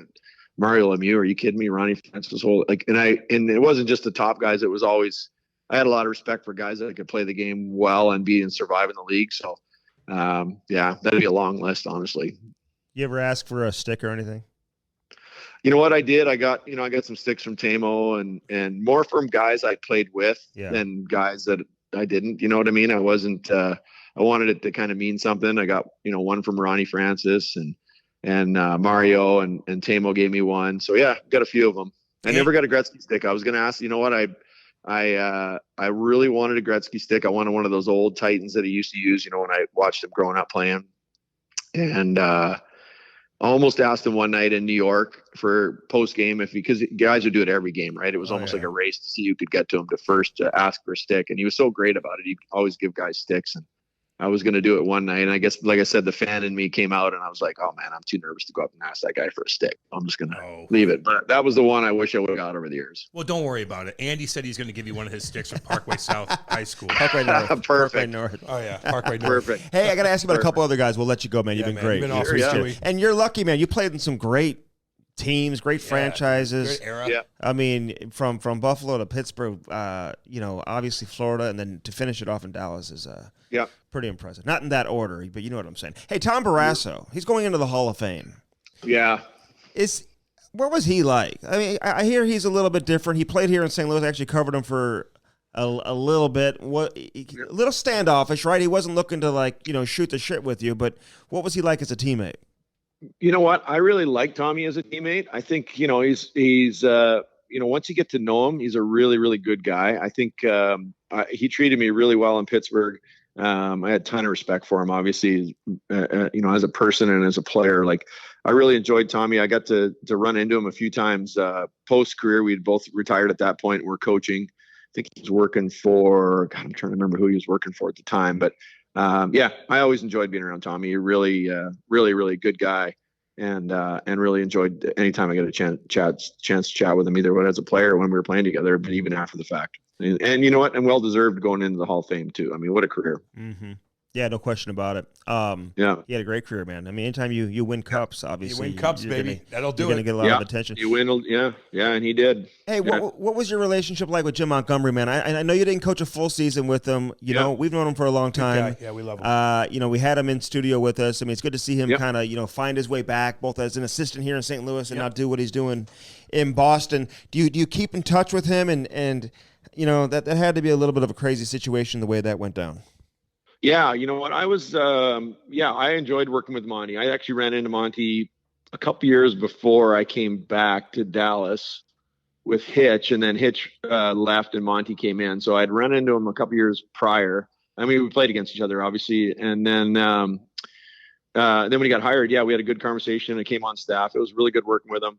He's a really smart guy. Like, he is a really, I think he processes the game very, very quickly. In game. Like, I thought I was really impressed with his adjustments behind the bench as the game was going on, not having to always go back and watch video between periods and things like that to get adjustments and go from there. I thought he picked up a lot of what was going on in the game without much effort. I don't know if that's the right way to say it, much effort, but he just read the game very well and made adjustments. So I enjoyed working with him, and then I was gone at that point because they had brought in another assistant, and then the year that he left Dallas. But I'm really excited for him to he's made his return and had so much success, and what a season they had last year. Incredible. Obviously, playoffs was disappointing, but wow, to be the best regular season team ever, that's pretty incredible. That says a lot to obviously the organization, but Monty's coaching as well. Yeah. All right. Well said. Hey, do you have to tell your players to go Google you? Listen, I did play 1,100 games in the NHL. Yeah. It's funny, the young guys nowadays, they don't. I don't think. Well, and we were probably the same. I mean, let's be honest. We probably didn't know some of the older players other than the elite guys.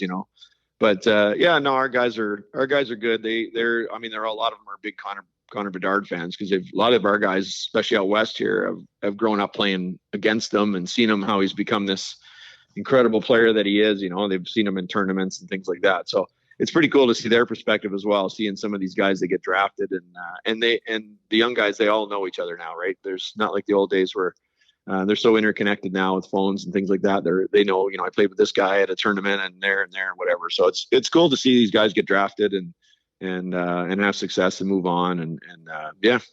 All right, so what's next on the agenda? You guys have games coming up, and just coaching junior in general, because they're kids, right? They go to school during the daytime. At least most of them probably do.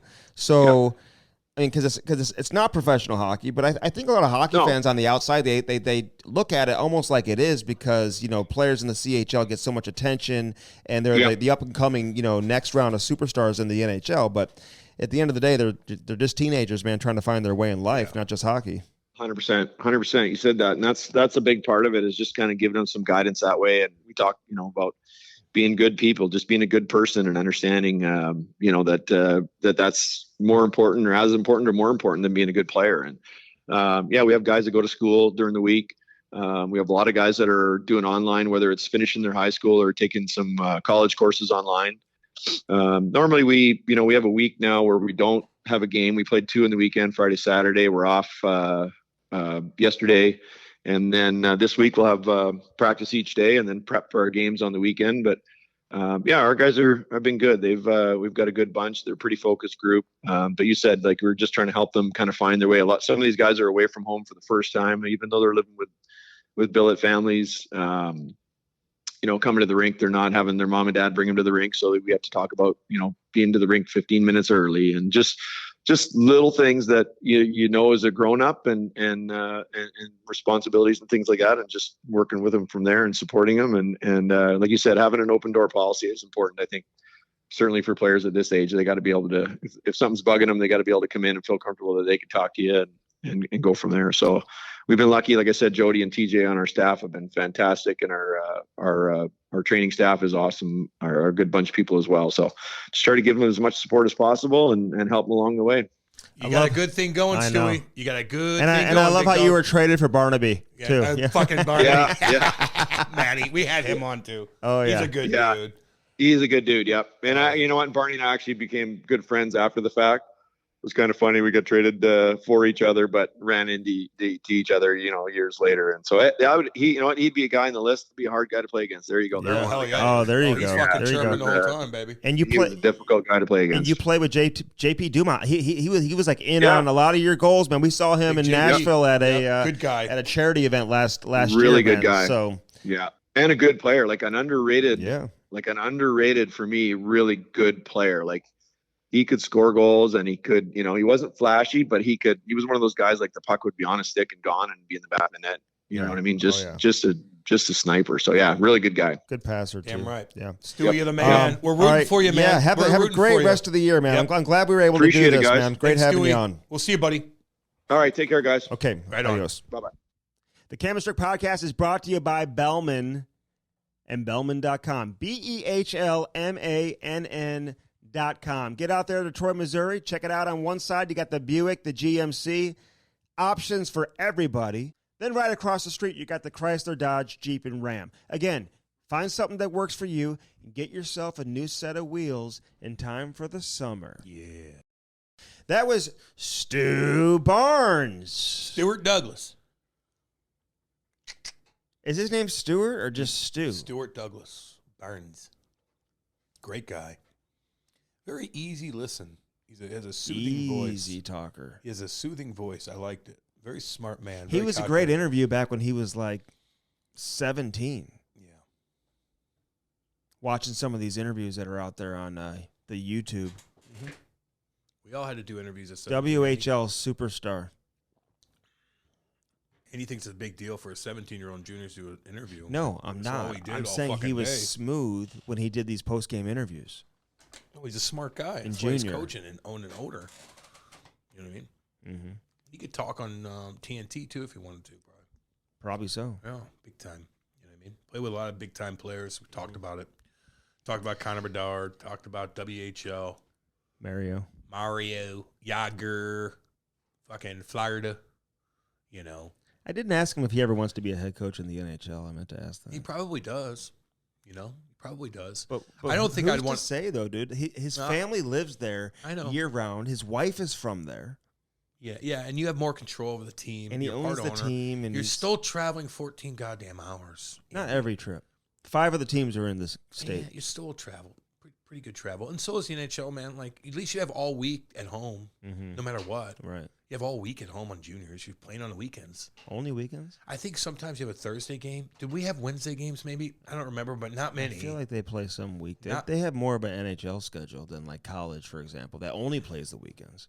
Yeah, maybe. But I don't think it was 60-something games. Mm-hmm. So with college is 30-something. It's got to be expensive, though, man, to run those teams. The sticks and all that shit. The cost of skates and sticks. And that's why if I'm an owner and some fucking kid comes in and he's a fourth-line guy. Smashes his stick. That's unacceptable. If you fucking smash your stick coming back to the bench. If you smash your stick, listen. On the back of the net. In practice, Lou Lamoriello would have fucking walked all the way down from his lair. Perch. And came down and called you off the ice, dude. You don't smash sticks out of frustration like that in practice. Things cost fucking money. Mm. And like a kid that hasn't established himself and all of a sudden he's high maintenance. I need 5 fucking skates a week. I'm like, fuck you. You figure this out on your own. Skates he used to do that, David Kochi. Big tough guy? Yeah, I like 6'8"? him. Yes. Ask Bert Godin about that. Big Bert. He wasn't here very long. I know. He was here with me. Was he? And I remember They claimed him off waivers. Larry Plo's like, that. I'm not bringing him on to take your spot. He told you that? Yeah, he goes, he's coming on to take care of the heavies so you don't have to. I'm like, I want to. You told him that? Yes. I go, those are my guys fighting everybody. But they wanted me to play a little bit more, and then he got traded or whatever. It just didn't work out. Then why do you need him? He wasn't here very I long. don't need another guy. I like to be by myself. Were you here when they brought on Jesse Bolleries? No. They brought him on board, too. No, that was before me, I think. He didn't last very long. No, either. I didn't want anybody At least else. Here he didn't. I wanted just me to take care of stuff, you know. Wait, I didn't they need always had another heavy when you were here. Kinger, and then I took his DJ job. King was here. He was here before I got And then Ryan Reeves was here. I didn't really play with him too much. He took my job. I took Kinger's job. Reaver took my job. So I was solo pretty much the whole time. Different situation with you saying you took DJ King's job because you were relatively established kind of when you got here. DJ King was kind of like still finding his way a little bit. Became more established when you got here, I think, and then they had to make a decision. He was very established. And he got a nice deal, I think, from the Capitals. Yeah, and I don't think he did much with the Capitals. I think he kind of fell off. No, I'm surprised. I never saw him lose a fight in St. Louis. And then he didn't have good fights with Washington. It was really odd. He didn't, but he had the biggest fist and hands. Oh, he's a sweetheart. I'd ever seen. I loved him. Like DJ he would King, absolutely destroy people. He is such a sweetheart. One of the hardest punchers. It went right down the pipe, dude. All righty, right down the pipe. He had a big head on him. He took punches too. He could take a punch. But he was monster the funniest. Such a good, funny drunk. I loved him. Mm-hmm. DJ King. Little shout out, baby. He's up in Saskatchewan right now. I follow him on Facebook. His brother's Dwight. Dwight King. Cool as fuck, too. Stanley Cup winner. Yeah, get his ass on, too. I will. Big Dwight. Dwight and Dwayne. DJ's Dwayne. Yes. I love it, man. They're fucking cool shit. He's a cowboy up in Saskatchewan. I loved watching them fight. Good dude. Good Canadian boy. Shit kicker. I never really saw him lose a fight here. He didn't. Even against Bugard, he didn't. He fought Bugard tough. Brody went and fucking put that down. DJ King fought Bugard and caught him. Caught him and cut him open at home. Then they play King Kong thing when he's going in the box. So that was my boy right there. I remember when they were making that decision. Yeah. You versus him. Yeah. I think you being from St. Louis contributed to the decision, honestly. Well, of course, man. I think I was easier. It was easier to like promote me, or not promote, but like sell. You know, from here I was loud. I was good at interviews. I'm around town. I'm here 24/7. You know, I don't know. I still fought everybody. I was a hitter. I think that's where I was. Yeah, you know what I mean. It was all packaged together. Yeah. It's all packaged. It's all good, man. And then Reaver took my spot. Like, it just happens, dude. And then I took Chris Barch's spot. And then it's like, whatever. Is Barch in Jersey? Yeah, and they signed both of us, and then they traded him away. I don't know. It's all good. Yeah. Just happens, man. You know? You guys had some good tilts, man. You and Chris Barch. Big time tilts. Yeah, we fought. Chris with a K. Chris with a K. We had some fucking badass fights, dude. Jesus. RYS. Chris. Toe to toe. Good fights, same size. You know, he's a little taller than me, but same kind of size. But toe to toe is good. Fearless. Jared Bowl too. Hey, listen, I don't want to bring up the Babcock situation again, but I did hear like when Ron Hainsey went to Columbus, like some of the trainers and like coaches and stuff were kind of like giving him the wink, like, hey. You got to help us out here. Yeah, probably like the little secret sign. Jared Bowl is one of the best. I heard like he's cutting video and shit. Good, man. For hours. Oh, no, and then he'd bring it to Babs, and Babs was like, this isn't good enough. Oh, that pisses me off. I got to stick up for my boy, Jared Bowl. He came on with fucking bled for that organization, dude, for years. Jared Bowl, awesome.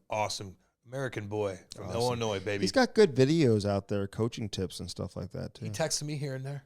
Bolsey. Awesome, dude. My boy. Goddamn right. And Jody Shelley's my boy. Jody's cool, too. Fuck yeah. I just talked to him, actually. We're going to bring him back. Get his ass on, for sure. Tough motherfucker. Yeah. Great guy. Handsome for a tough guy, too. Good hair. Jody and Jared. Good Lord. TV, too. Great on TV. Very smart. Mm-hmm. articulate. You know. Are you? No.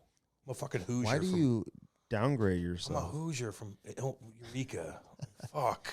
I don't know if you are anymore after seeing those Indiana Hoosiers. No, I'm a Hoosier, man. It's all good. I'm good now. Like, I don't, but I grew up blue collar, man. Do you know that I told this story before, but for the new listeners, What is it? that one time my dog, beautiful white German Shepherd, man, she's the most amazing dog ever. I put her up against any dog out there ever. Incredible dog. And she was having a little bit of like dementia in her older age. She lived to be 15, dude. Those 90-plus pound dogs don't live to be that long. But that's to tell you how loved she was. She didn't want to let go. Dementia. Couldn't find her. Pouring down rain. I mean, all out storm. And I called David Backus. It was game day. Good God, you're annoying. Game What day. an annoying thing. Well, to he do. loved animals. He loved animals more than anybody I knew. I'm like, who do you turn to in a predicament like this? You turn to the person who loves animals the most. The captain of the Blues that has a game, a business that night. He loved animals. I'm just saying, man, like, find the fucking dog yourself. So you know what I did? Call David Backus. So I called back, That's fucking and embarrassing. I said, what do I do? The dog's missing. So he was like, on the case. Send me a picture. Do this, do that. I sent him a picture. He put out like an Amber Alert. You know how like your phone goes off when like somebody in the middle like of the night, yeah. goes It's usually a domestic usually thing. like somebody like the father goes and Yeah, picks the of kid course. up from school For the when most he's, when part. he's not on the list. For the most part. When he's not on the list. I know, but for the most part. Yeah, always take those serious. No shit. Don't just like Yeah. There's kidnappings all day. don't just like swipe your phone so it turns off so you No. can get back to your video game. Yeah, but what are you supposed to do in the middle of the night? What the fuck am I supposed You to do? look at that license plate. What am I supposed to do in the middle of the night when a child gets It doesn't kidnapped happen in the middle of the night. from 100 miles away and with a Ford Taurus? Like, what do you want me to do? It doesn't happen in the middle of the night. What do you mean? It doesn't happen. What doesn't? In the middle of the night. What doesn't? What do you mean what doesn't? Like those Amber Alerts. Yeah, they do. I don't hear them They in the middle happen of the all night. the time, all wee hours of the night.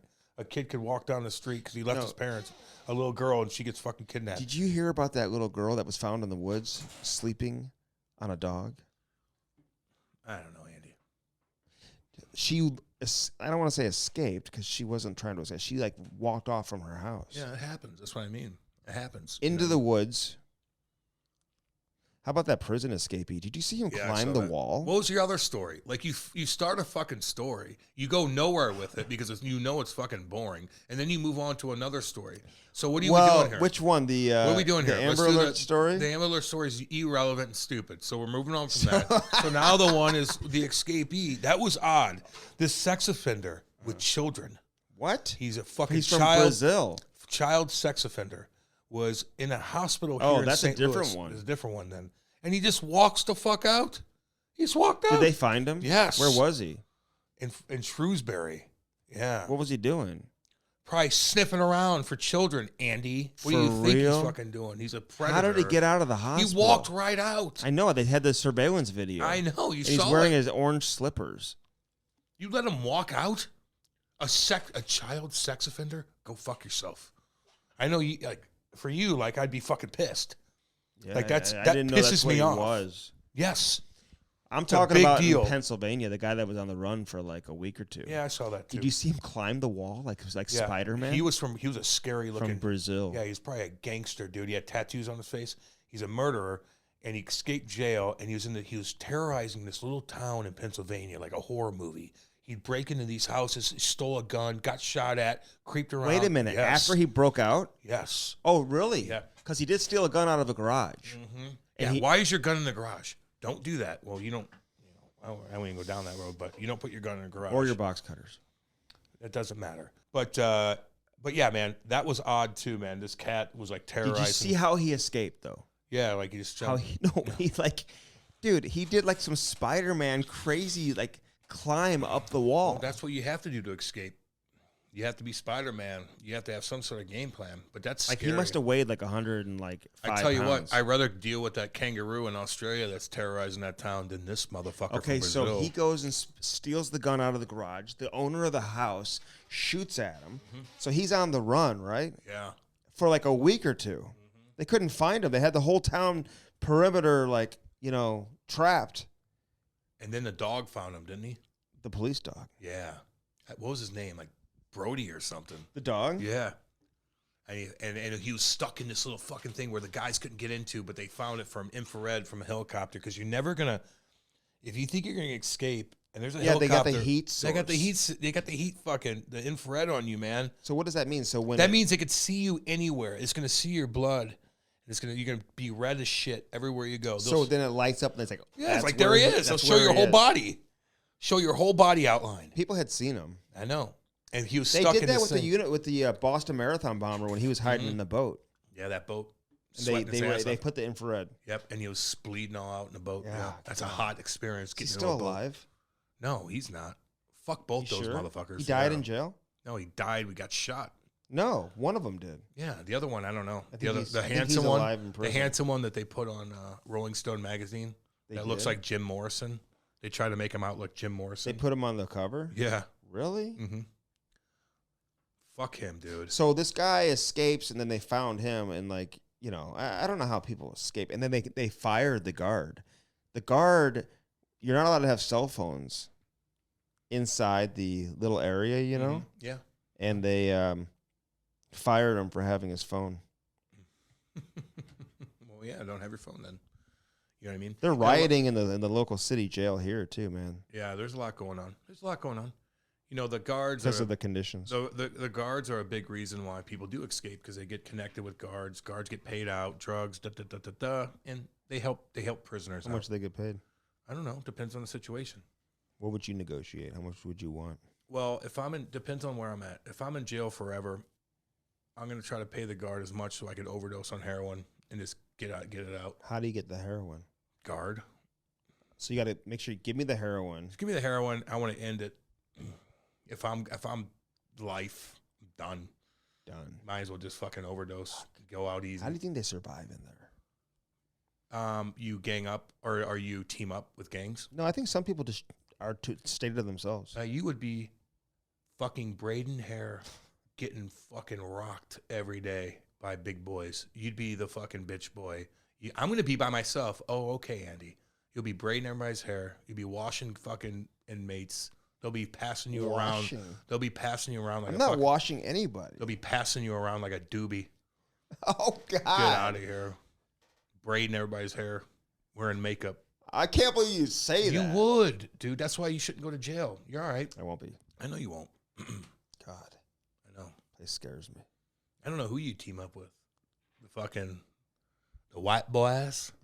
Are you in that group? I don't know what. What group are you going to be in? I guess I'm going with the skinheads. Like the hockey fantasy league. Yeah. Is there a Jewish community Anybody? in there? Oh my God! The Jewish community, braiding hair. That's funny, man. Anybody play fantasy hockey? Hi, it's Andy. Let me tell you about the Blues this year. Getting passed around. Oh my! I know. God. I don't even want to Like think a about doobie. it. I can't Like a believe you'd doobie. say that. It's all good. It's all good. So Well, I hope you appreciated Stu Barnes. I do, man. He's cool as shit. I respect the hell out of him. Yeah. Great conversation. Yeah, damn good. Speaking of Jewish, to all the people who are celebrating, it's a holiday too. Yeah, it is. Yep. What's it called again? Was Jim at the station? No, he's on a road trip. Oh, he may have been observing. People don't know Jim. Jim's my partner in radio who works for Bally's Sports with Andy, but he works for the Cardinals. Andy works for the Blues, and he's Jewish. It's a holiday. Yeah. Yom Yom Kippur. Kippur. Yep. What is it? What do you do? Do you know what that means? No. Honestly, it's a fasting day. They fast, but I you haven't fast every I day. haven't eaten it yet anyway. So Wow, I it's need to go fucking- eat right now. It's fucking 2:00 in the afternoon. You want to go grab lunch? No, I already ate, man. I gotta get home. Okay. I've been up since 4:30, dude. Who brings us the Cam and Strick podcast? It's fueled by First Form. Yes, it is. Damn right. That's our boys. Firstform.com/Cam and Strick. First Form Nick. I sent a picture to him the other day. I put you on the text there. You look like a movie star. He does look like a movie star. I know. He does. Like action shots just pounding energy drinks. Pounding energy drinks, doing workouts, looking good. They put them in all the commercials, man. Oh, why wouldn't you? It's a smart marketing. No doubt. No doubt about it. First form, man, it's a life changer. I'll tell you that. I've never felt any better, man. And I just feel better being around people like that. So do I. Make Real you feel people. good. Yeah, I do. I like their whole... Nick has been a godsend. I like their whole mantra of everything they stand for, to be honest with you. Nick has had the same impact on me that I've had on you. Yeah, you're right, Eddie. You're right. Big time health impact on me.